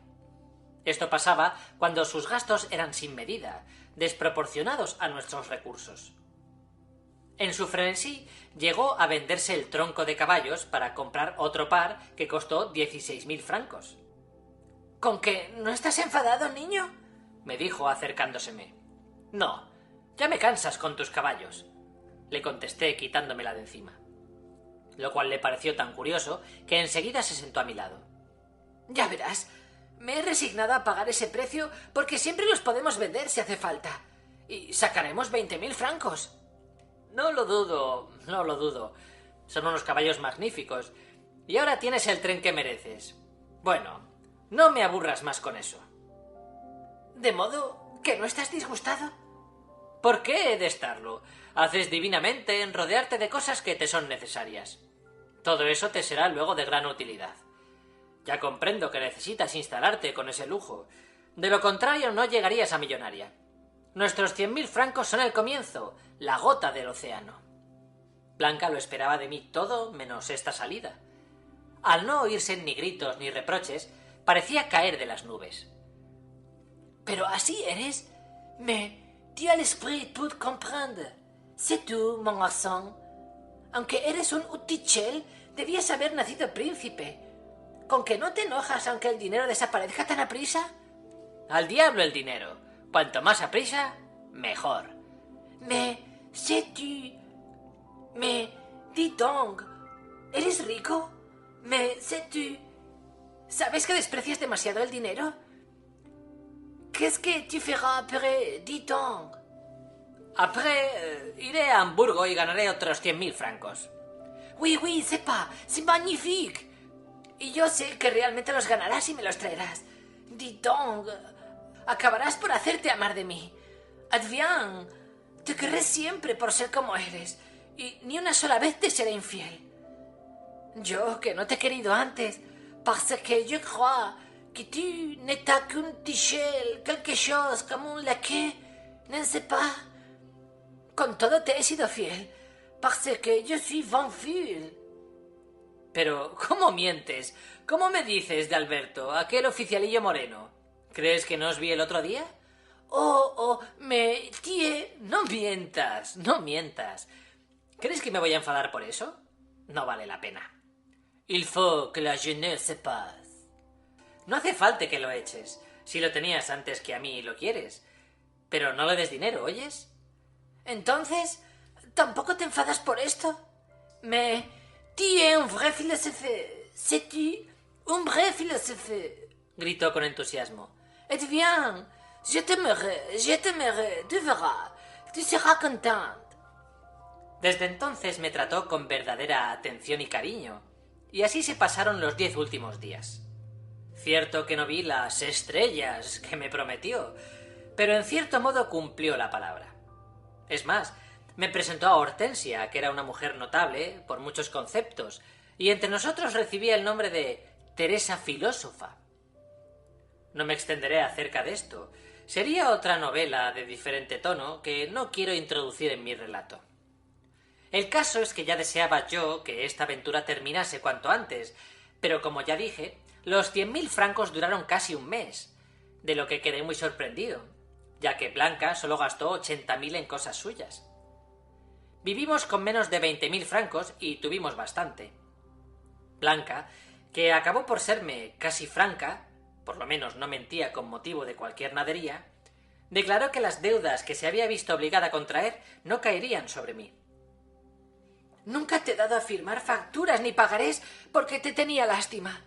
Otra, de seguro te hubiese enredado llevándote a la cárcel. Ya ves cómo te he querido. Ya ves qué buena soy. Y figúrate lo que me va a costar esta boda del diablo. Porque teníamos una boda en perspectiva. Una boda que se celebró al final de aquel mes y a la que supongo destinaría el resto del caudal. Ya ven ustedes cómo terminó el mes, pues luego se me despidió formalmente. He aquí cómo sucedió. Hacía una semana que estábamos en París cuando llegó el general. Vino enseguida a ver a Blanca y ya casi vivió con nosotros, aunque tenía un piso alquilado en otra parte. Blanca lo recibió loca de alegría, gritando y riendo y abrazándolo, sin decidirse nunca a dejarlo marchar. Él la seguía a todas partes, a los bulevares, a los teatros, a casa de sus amigos y a pasear en coche. El general aún estaba en condiciones de poder desempeñar airosamente ese cometido. Era de respetable estatura y agradable continente, con sus patillas y bigotes de coracero y su aire de gran señor, a pesar de las arrugas de su cara. Sabía lucir el frac con sus finos modales, y además en París le dio por ostentar sus condecoraciones. El paseo con un caballero así por los bulevares no solo era de gusto, sino que ofrecía sus ventajas. El pobre hombre no cabía en sí de alegría, viéndose objeto de una atención que, ciertamente, no podía esperarse. Llegó a París temblando de miedo, haciéndose a la idea de que Blanca lo despediría a gritos y empujones, y aquel cambio lo transportaba de gozo. Vivía todo el tiempo como un bienaventurado, y cuando yo me marché, aún lo dejé en la gloria. Supe que en la mañana de nuestra precipitada marcha de Ruletemburgo le dio un síncope. Cayó sin sentido y permaneció toda la semana hablando como un loco. Sometiéronle a un tratamiento riguroso, pero un buen día lo abandonó todo para volar a París. La acogida de Blanca fue desde luego el mejor remedio para él, pero no obstante su alegría y entusiasmo, conservó mucho tiempo las huellas del mal. Era incapaz de reflexionar ni de sostener una conversación seria, y cuando se le proponía un tema, limitábase a mover la cabeza y a contestar con un sonido inarticulado. Con frecuencia reía, pero con risa nerviosa, enferma, de lelo, y a lo mejor permanecía durante horas taciturno, frunciendo el entrecejo. de muchas cosas ni se acordaba. Era distraído hasta lo increíble y le dio por hablar consigo mismo. Solo Blanca podía animarlo. Si ésta pasaba mucho tiempo sin verlo, o se marchaba sin decirle nada, o no se portaba bien con él, ya lo teníamos triste y afligido por los rincones, sin que se le pudiese arrancar a qué se debía su tristeza. Después de permanecer 2 o 3 horas sentado, como pude observar en varias ocasiones, en que Blanca pasó todo el día fuera de casa, probablemente con Alberto, se ponía a mirar en torno suyo, como si buscase algo. Pero al no ver nada, perdía el recuerdo de lo que deseaba hasta que Blanca volvía, hermosa, fresca, radiante, envuelta en sus sedas y en su propia risa. Se le acercaba, lo sacudía y hasta lo besaba, favor que raramente le otorgaba. Un día sintióse el general tan dichoso que rompió a llorar, dejándome maravillado. Desde el primer día, Blanca defendió su causa ante mí y lo hizo con bastante elocuencia, recordándome que había dejado el general por mí, que casi era su novia y estaba comprometida con él, que el general había abandonado su familia por ella y que debía acordarme que yo había sido su servidor y debía sentir vergüenza. Yo guardaba silencio mientras ella alborotaba por su cuenta, y al fin me echaba a reír para terminar aquel sermón. Al principio me tomaba por tonto, pero luego comprendió que yo poseía un carácter dócil y acomodaticio. En una palabra, supe conquistarme la aprobación y simpatía de aquella joven excelente, porque después de todo, Blanca era una buena chica. Claro que a su manera, no vaya a creerse que la tuviera en elevado concepto. «Eres un hombre inteligente», solía decirme los últimos días, y es lástima que seas tan tonto. Nunca tendrás nada. Eres un vrai ruse, un calmuc. Con frecuencia me mandaba sacar de paseo al general por la calle, como sacan a los perros los lacayos. Yo lo llevaba al teatro y al baile Maville y al restaurante. Blanca me daba dinero para estos gastos, aunque el general llevaba siempre encima y le gustaba sacar la cartera delante de la gente. Por poco tuve que recurrir a la fuerza un día para impedir que comprase, por 700 francos, un broche que lo dejó deslumbrado en el Palais Royal y que a todo trance quería regalar a Blanca. ¿Qué era para ella un broche de 700 francos? El general no tenía más que 1000 francos y no sé de dónde los había sacado. Supongo que se los prestaría a Mr. Astley, que pagó su cuenta en el hotel. En cuanto a la actitud del general, respecto a mí, creo que ni llegó a barruntar mis verdaderas relaciones con Blanca. Aunque había llegado a sus oídos la noticia de mi suerte en el juego, debió suponer que yo vivía con Blanca en carácter de secretario o quizá de criado. Siempre me hablaba desde cierta altura y en tono autoritario, y a veces se dignaba a reprenderme. Un día, durante la comida, nos divirtió inmensamente. No era fácil ofenderle, pero a lo mejor se envalentonaba conmigo sin saber por qué. No creo que él mismo lo supiera. Nos largaba un discurso sin pies ni cabeza y de pronto me gritaba que era un mozo indecente, que quería darme una lección, que ya me diría él. Y nadie le hubiera podido arrancar el motivo de aquellas bravatas. Blanca se moría de risa. Por fin se calmaba y lo sacábamos a paseo. Yo noté que aumentaba su melancolía a pesar de la presencia de Blanca, como si echase algo de menos, y en 2 ocasiones, aun no logrando expresarse con claridad, comprendí que me hablaba de sí mismo, de su carrera militar, de sus negocios, de su difunta mujer, de sus bienes. En cuanto daba con una frase entera, ya os podíais preparar a oírsela a repetir sin descanso, aunque no expresase ni una idea ni un sentimiento propio. Traté de hablarle de los niños, pero se me escabulló con balbuceos sobre otro tema. Sí, mis hijos. Tienes razón, mis hijos. Solo una vez lo vi sentimental. Estábamos en el teatro y de pronto se puso a lamentar. Esos hijos desgraciados. Sí, señor, esos hijos desgraciados. Y repitió la frase toda la noche. Una vez que le hablé de Paulina, se me puso furioso. Es una ingrata, es mala y desagradecida. Ha deshonrado a su familia. Si aquí hubiese leyes, ya le aplacaría yo sus humos, ya. Toma, ya lo creo. En cuanto a Desgrieux, ni quería oír su nombre. Me ha arruinado, me ha robado, me ha destrozado. Ha sido mi pesadilla durante estos 2 años. Él me ha quitado el sueño durante meses enteros. No me habléis más de él. Comprendí que entre ellos había un secreto, pero nada dije ni hice para descubrirlo. Blanca me comunicó lo que ocurría una semana antes de nuestra separación. «Il a du sens», me susurró. «Ahora va de veras la enfermedad de la abuela y seguramente morirá. Mr. Astley ha enviado un telegrama. Convendrás que el general es su heredero y, aunque no lo fuese, tampoco me importaría gran cosa. En primer lugar, tiene su pensión y además se sentirá feliz aunque viva en un cuartucho. Yo seré, de todos modos, Madame la Générale. Entraré en la buena sociedad». Este era el sueño dorado de Blanca. «Y acabaré por convertirme en una propietaria rusa. J'aurai un château, de musique, et puis j'aurai toujours mon Milan». Y si se muestra celoso y se pone pesado en ciertas pretensiones... En fin, ya comprendes. «Oh, eso sí que no se atreverá. He tomado mis precauciones, no tengas miedo. Hasta le he obligado a firmar un pagaré para Alberto. A la menor protesta iría a la cárcel y no se atreverá». Bueno, cásate con él. Se celebró la boda sin ostentación, en un ambiente familiar. Se invitó a Alberto, y Hortensia, Cleopatra y compañía fueron prudentemente excluidas. El novio se hallaba en el mejor de los mundos. La misma Blanca le hizo el nudo de la corbata y le perfumó con esencia sus cabellos.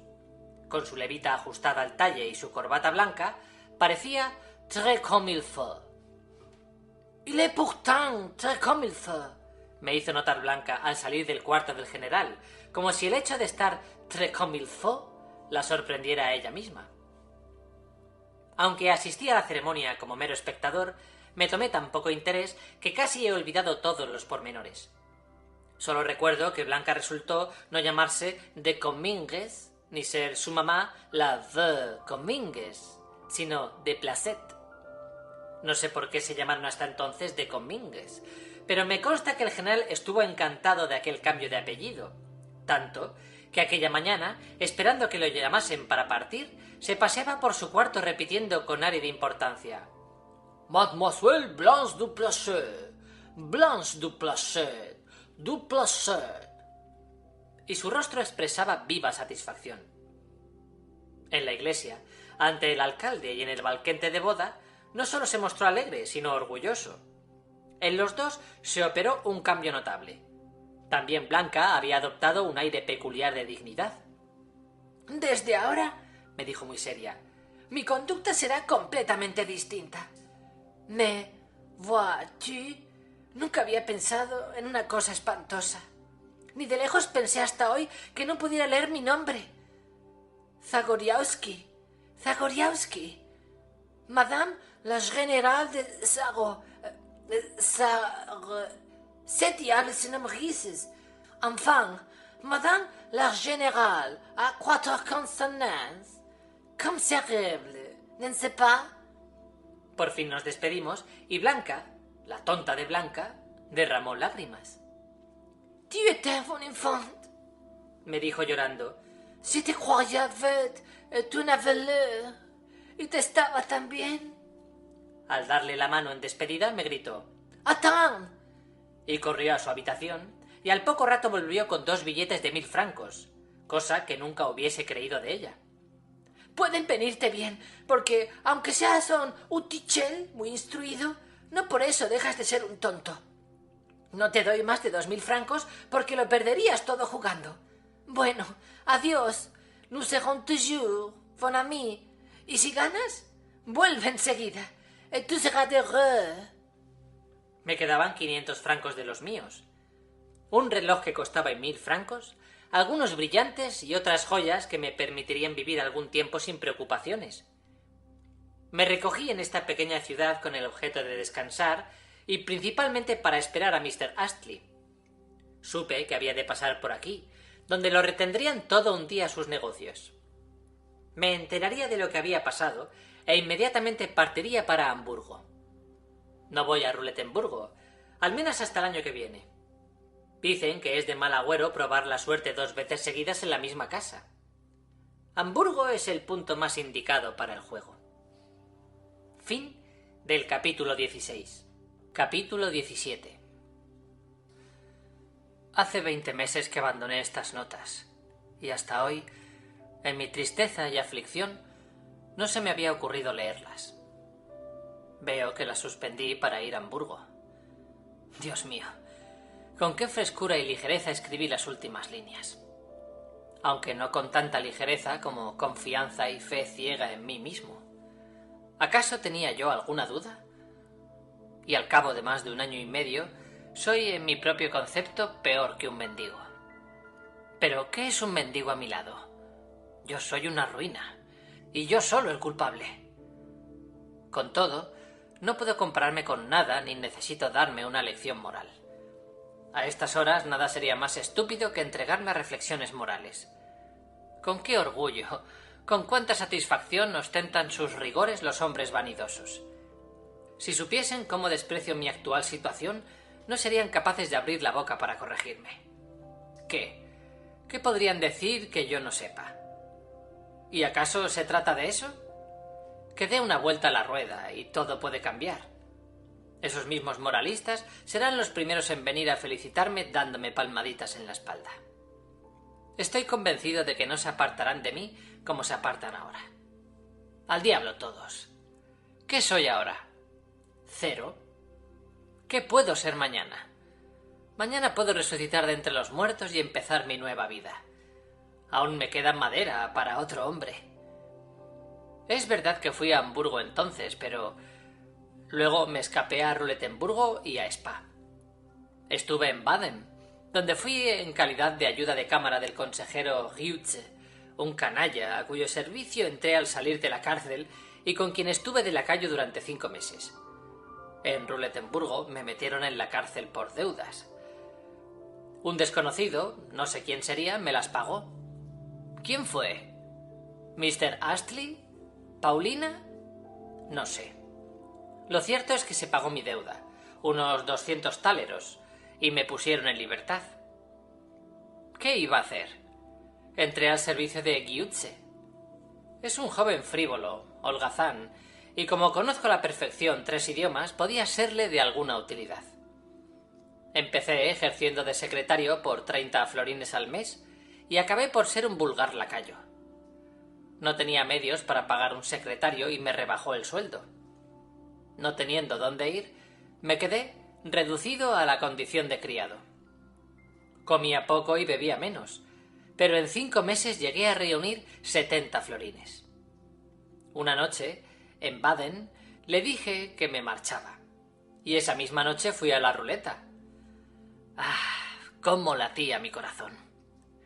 No era dinero, no lo que yo ambicionaba, sino ver al día siguiente a todos los Giutze, a todos los Oberkellners, a todas las elegantes de Baden hablando de mí, admirándome, elogiándome, inclinándose ante mi suerte. Claro, que aquello no era sino pueril fantasía, pero ¿quién sabe? ¿Acaso volviera a encontrar a Paulina y le probaría que yo era superior a todos los azares del destino? No, no era el dinero lo que yo amaba. Harto sabíame capaz de arrojarlo a los pies de cualquier blanca y de correr a París por 3 únicas semanas en mi propio coche tirado por un tronco de 6.000 francos. Demasiado me consta que no soy ambicioso. Tampoco creo que sea un manirroto. Y, sin embargo, con qué ansiedad, con qué sobresalto del corazón oía gritar a los croupiers: 31, rouge, impair et pas, o bien 4, noir, par et manque. Con qué avidez miraba la mesa, donde se esparcían luises, federicos de oro, táleros y a los montones de oro cuando el croupier recogía las posturas, y a las pilas de plata colocadas alrededor de la ruleta. Al entrar a la sala aquella noche, apenas oí el sonecillo del precioso metal desde muy lejos, alborotóseme toda la sangre sin poder remediarlo. ¡Qué noche aquella! Siempre me acordaré del momento de acercarme a la mesa de juego con mis 70 florines. Empecé a jugar 10, poniéndolos en el pas, por el que tenía un prejuicio favorable. Perdí. Me quedaban 60 florines en plata. Después de pensarlo un poco, me decidí por el 0, jugando 5 florines cada vez, y a la tercera jugada ganó el 0. Estuve a punto de morir de gozo cuando me dieron 175 florines. Inmediatamente coloqué en el rojo 100 florines y gané. Dejé los 200 y volví a ganar. Pasé al negro los 400 y... gané. Lo cogí todo y jugué a la manque. Y también gané. Con lo que ya tenía, sumaba todo 1700 florines. Y eso en menos de 5 minutos. En tales momentos se olvida uno de todos sus fracasos. Había ganado arriesgando más que la vida. Me había atrevido y... me sentía de nuevo hombre entre los hombres. Tomé una habitación en el hotel, me encerré y estuve contando el dinero hasta las 3 de la madrugada. Cuando me desperté aquella mañana, ya no era un lacayo. El mismo día determiné ir a Hamburgo, donde ni me habían encarcelado ni había servido a nadie. Media hora antes de partir el tren fui a la ruleta y en 2 jugadas perdí 1500 florines. De todos modos me marché a Hamburgo, donde estoy hace un mes. Vivo en continua ansiedad. Juego pequeñas posturas y espero algo, calculando días enteros ante la ruleta y observando los caprichos de la suerte. Hasta juego soñando. Pero noto que todo esto me tiene aturdido, embotado, como si fuese presa de una estupidez irremediable. Esta falta de sensibilidad se me ha revelado al encontrarme con Mr. Astley. No nos habíamos vuelto a ver y nuestro encuentro ha sido casual. Paseaba yo por el jardín pensando que estaba casi sin dinero, aunque aún me quedaban 50 florines, y había pagado 3 días antes cuanto debía en el hotel. Por tanto, aún podía probar fortuna, y si ganaba, seguiría jugando, pero si perdía, me volvería a buscar una colocación de criado o de profesor en alguna familia de paisanos míos. Absorto en estas reflexiones, daba mi diario paseo por los jardines y los bosques que se extienden por toda la comarca. A veces daba paseos de 4 horas y volvía hambriento y fatigado, pero aquel día, apenas había salido del jardín para entrar en el parque, vi en el primer banco a Mr. Astley. Antes me había visto él y me llamó. Me senté a su lado, pero notando en él cierta reserva y seriedad, moderé mi alegría, aunque me llenó de gozo aquel encuentro. «De modo que usted por aquí, ya pensaba que le encontraría», me dijo.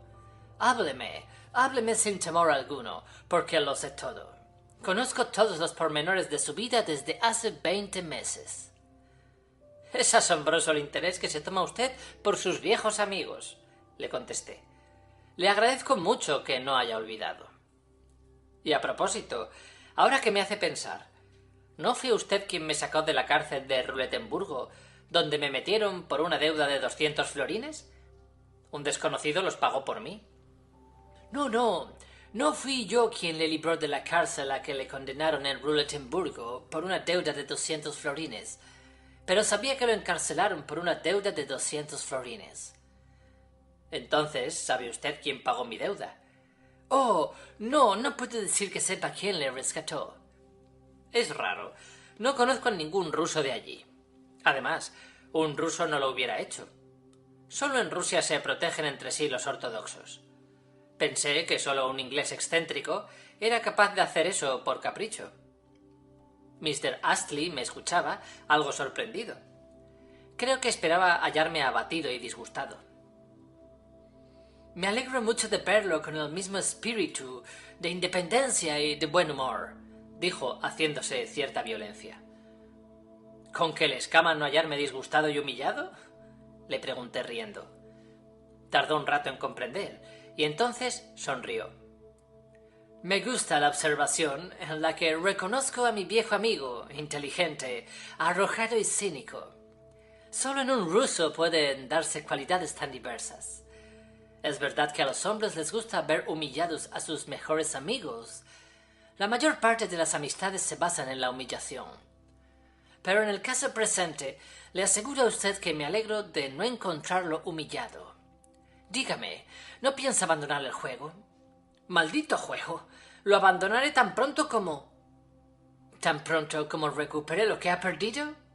Lo que pensaba. No hace falta que me lo diga. Ha hablado por usted su corazón y ha dicho la verdad. Dígame, ¿tiene alguna otra ocupación que no sea el juego? Ninguna. Se puso a observarme detenidamente. Yo lo ignoraba todo. Apenas leía los periódicos, y en cuanto a libros, ni uno había abierto en todo aquel tiempo. Está usted desconocido. No solo ha abandonado su método de vida, descuidando sus intereses públicos y privados, sus deberes de ciudadano, sus amistades, y consta que las tiene buenas. No solo ha perdido todo estímulo para cuanto no sea jugar, sino que ha perdido también la memoria. Yo lo recuerdo en un momento intenso y enardecido de su vida, y estoy seguro de que se han apagado en usted sus mejores sentimientos, sus ilusiones, sofocados por el único deseo de redimirse con el pair, impair, rouge, noir, la docena de la mitad. —¡Basta, Mr. Astley! ¡No me lo recuerde, por favor! —grité casi colérico desde mi humillación. Permita que le diga que no he olvidado nada, absolutamente nada, aunque he querido apartarlo todo de mi memoria hasta que cambien radicalmente las circunstancias de mi vida. Y entonces verá usted cómo volveré a resucitar. Estará usted aquí dentro de 10 años, me dijo, y que yo viva para podérselo recordar en este mismo banco. Bueno, basta, interrumpí perdiendo la paciencia. Y para probarle que no me he olvidado de nada, permita que le pregunte, ¿dónde está Paulina? Si no me sacó usted de la cárcel, me sacaría ella. No he vuelto a tener noticias de Paulina en todo este tiempo. No creo que ella le redimiese. Está en Suiza ahora y le agradeceré que no me pregunte más por ella, me contestó con resolución, no desprovista de cierta cólera. Lo cual significa que la quiere usted mucho, dije con forzada risa. Miss Paulina es la criatura más digna de respeto, pero repito que me hará usted un gran favor si deja de preguntarme por nada que se refiera a esa joven a quien nunca conoció usted y cuyo nombre suena en sus labios como un insulto a mis sentimientos morales. No diga usted eso, no sea malo. ¿De qué quiere usted que hable sino de aquello a lo que convergen todos mis recuerdos? Pero tranquilícese, que no deseo meterme en sus asuntos particulares. Lo que a mí me interesa, si puedo hablar así, son los asuntos públicos de Miss Paulina, y de ellos puede usted ponerme al corriente en 2 palabras. Sí, pero a condición de que sea en 2 palabras. Miss Paulina estuvo enferma mucho tiempo, y aún no está bien. Pasó algún tiempo con mi madre y mi hermana en el norte de Inglaterra. Hace 6 meses, su abuela, ¿se acuerda usted de aquella loca? Murió, dejándole una fortuna de 7.000 libras. Actualmente, Miss Paulina está viajando con la familia de mi hermana casada. Sus hermanitos, de quien también se acordó la abuela en su testamento, están en un colegio de Londres. El general, su padrastro, murió hace un mes en París de una apoplejía. Mademoiselle Blanche lo trataba bien, pero logró que pasara a ella todo lo que heredó su marido de la abuela. A esto se reduce todo. ¿Y de Grieux? ¿No está también viajando en Suiza? No, señor. De Grieux no está viajando en Suiza. No sé dónde para. Además, una vez para siempre le aconsejo que no vuelva a hacerme preguntas insidiosas ni a mezclar nombres de manera tan indigna de un caballero si no quiere tener que darme una explicación. ¿Cómo? ¿A pesar de nuestra antigua amistad? Sí, a pesar de nuestra antigua amistad. Perdón 1 y 1000 veces, Mr. Astley. Pero permita que le diga que no se verá en mis palabras nada innoble o injurioso. Yo no acuso a Miss Paulina. Además, hablando en términos generales, un francés y una señorita rusa es una combinación, Mr. Astley, que ni yo ni usted podríamos explicarnos ni llegar a comprender. Si no une usted el nombre de Grieux al de otra persona, me gustaría saber qué entiende por la expresión de un francés y una señorita rusa. ¿Qué sentido tiene esa combinación? ¿Por qué precisamente un francés y una señorita rusa?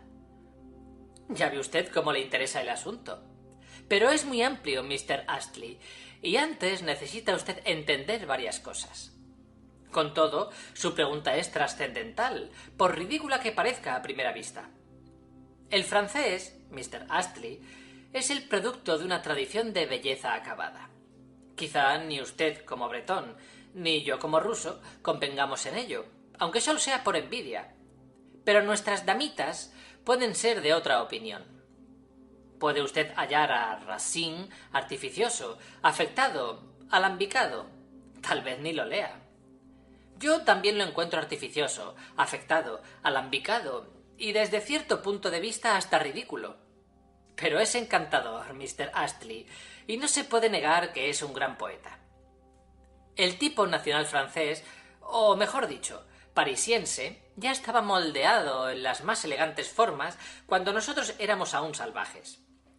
La Revolución heredó las tradiciones de la aristocracia, y ahora aun los más vulgares franceses tienen modales, palabras y pensamientos de exquisita elegancia, en cuya iniciativa ni su inteligencia ni sus sentimientos tienen nada que ver, puesto que se les han dado por herencia. Pues bien, Mr. Astley, ha de saber usted que no existe en el mundo ser más confiado y candoroso que una muchacha rusa buena, inteligente y franca. Des puede conquistar su corazón de la manera más fácil, presentándosele con algún oportuno disfraz. Posee maneras elegantes, Mr. Astley, y la joven toma por espíritu individual lo que no es más que ropaje exterior heredado de sus antepasados. Aunque haya de molestarle, he de decirle que ustedes, los ingleses, son en su mayor parte patanes y desgarbados, mientras los rusos, aficionados a todo lo bello, fácilmente se amoldan. Mas, para adquirir hermosura de alma y originalidad de carácter, se necesita incomparablemente más independencia y libertad de las que tienen nuestras damas y señoritas, y especialmente más experiencia. Miss Paulina, perdóneme si he vuelto a pronunciar su nombre, necesita mucho, mucho tiempo para decidirse por usted, prefiriéndolo a Des. Tiene un elevado concepto de usted, es su amiga, le abre su corazón y no obstante aún la dominará ese odiado canalla, ese abominable usurero. Por mera obstinación y vanidad mantendrá en ella su supremacía, ya que se le presentará como un marqués elegante, como el más generoso de los caballeros, que se ve en la ruina por haber ayudado a su familia y a su padrastro. No importa que todo eso sea falso, como se descubrió hace poco. Lo que le interesa a ella es el Des de sus ilusiones, que, aunque viva solo en su imaginación, es para ella tanto más amable cuanto se le hace más detestable el Des real. ¿No es usted un fabricante de azúcar, Mr. Astley? Sí, soy socio de la refinería Lowell & Company. Pues ya ve usted, Mr. Astley. Por un lado un fabricante de azúcar y por otro Apolo de Belvedere. Es algo que no armoniza. Y yo ni a fabricante llego. No soy más que un vil jugador de ruleta. Y hasta lacayo he sido, lo que debe saber Paulina perfectamente por los buenos detectives que tiene, según veo. Está usted irritado y por eso dice tonterías, replicó el inglés con frialdad, después de mucho pensarlo. Además, no hay nada original en cuanto dice. De acuerdo, pero lo tremendo es, mi noble amigo, que por sobadas, por trilladas, por vulgares que sean mis afirmaciones, no dejan de ser menos ciertas. Ni usted ni yo hemos adelantado gran cosa. No diga disparates, porque ha de saber, profirió el inglés con voz trémula y los ojos centelleantes.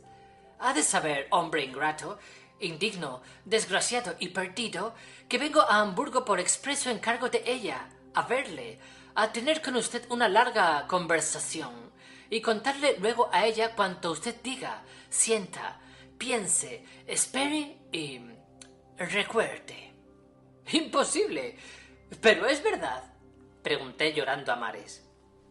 No pude contener las lágrimas. Creo que nunca me había pasado cosa parecida. Sí, desgraciado, ella lo amaba, y puedo asegurarle que precisamente porque es usted un perdido. Es más, estoy seguro que, aunque le dijese que aún lo ama, se quedaría usted aquí de la misma manera. Sí, se ha perdido usted sin remedio. Con sus raras cualidades, con su aguda inteligencia y no siendo un mal chico, que no lo es, podría usted prestar grandes servicios a su patria, que tan necesitada está de hombres. Pero si se queda aquí, cuente que su vida ha concluido. No se lo recrimino, porque creo que todos los rusos son iguales, y si no iguales, parecidos. Cuando no, la ruleta es otra cosa por el estilo. Eso con muy raras excepciones. No es usted el primero en no comprender la ley del trabajo, y no aludo a los campesinos rusos. La ruleta es el juego por excelencia para sus paisanos. Hasta ahora ha sido usted honrado y ha preferido servir de lacayo a robar, pero me espanta pensar en su porvenir. Basta y adiós. ¿Necesita usted dinero? Acépteme estos 10 luises. No le doy más, porque lo mismo se los jugaría. Tome usted y adiós. Tome, hombre. De ningún modo, Mr. Astley, después de lo que acaba de decirme. Tómelos, gritó. Aún lo tengo por un hombre honrado, y se los ofrezco como verdadero amigo. Si supiera que había de abandonar el juego para salir de aquí, volviendo a su patria, le daría ahora mismo 1000 libras para el comienzo de su nueva vida. Pero no le doy 1000 libras. Le doy solo 10 luises, por la sencilla razón de que 1000 libras y 10 luises son hoy para usted lo mismo. Todo es lo mismo. Todo se lo jugaría. Tome esto y adiós. Lo aceptaré si me permite usted que lo abrace en despedida. Oh, con mucho gusto. Nos abrazamos como buenos amigos y se marchó. No, no tiene razón. Si hablé de Paulina y de Grio con insolencia y grosería, también él estuvo grosero con los rusos. Y no hablo por lo que a mí se refiere. Por lo demás, no se trata ahora de estas naderías, que no son más que palabras y palabras. Lo que se necesita aquí son hechos. Hay que pensar en Suiza como en lo más importante de este mundo. ¿Mañana? Oh, si pudiera quitarme esa pesadilla del mañana. Si se pudiera volver a empezar, resucitar. He de probarles. Ha de convencerse Paulina de que aún puedo ser un hombre. Solo necesito para eso... Hoy es demasiado tarde, pero mañana... Oh, tengo un presentimiento. Y no puede ser de otro modo. Tengo 15 luises y empecé con 15 florines.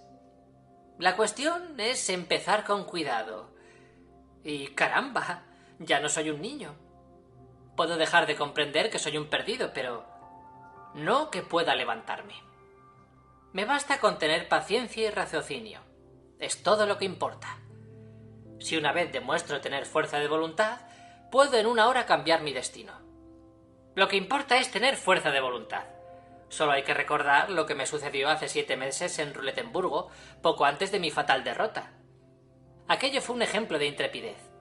Lo había perdido todo y salía del casino cuando, al meter la mano en el bolsillo de mi abrigo, palpé con sorpresa un florín que me quedó olvidado.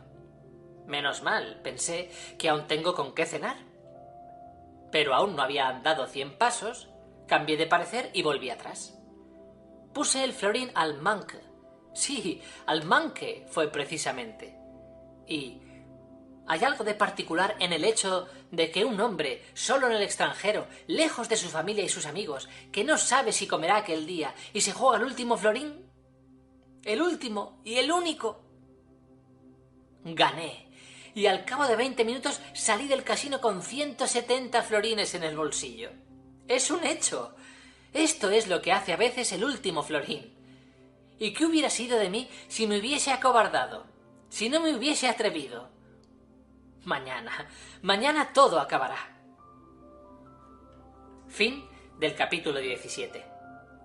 Fin de El jugador, de Fiódor Dostoyevski. Traducido por Alfonso Nadal.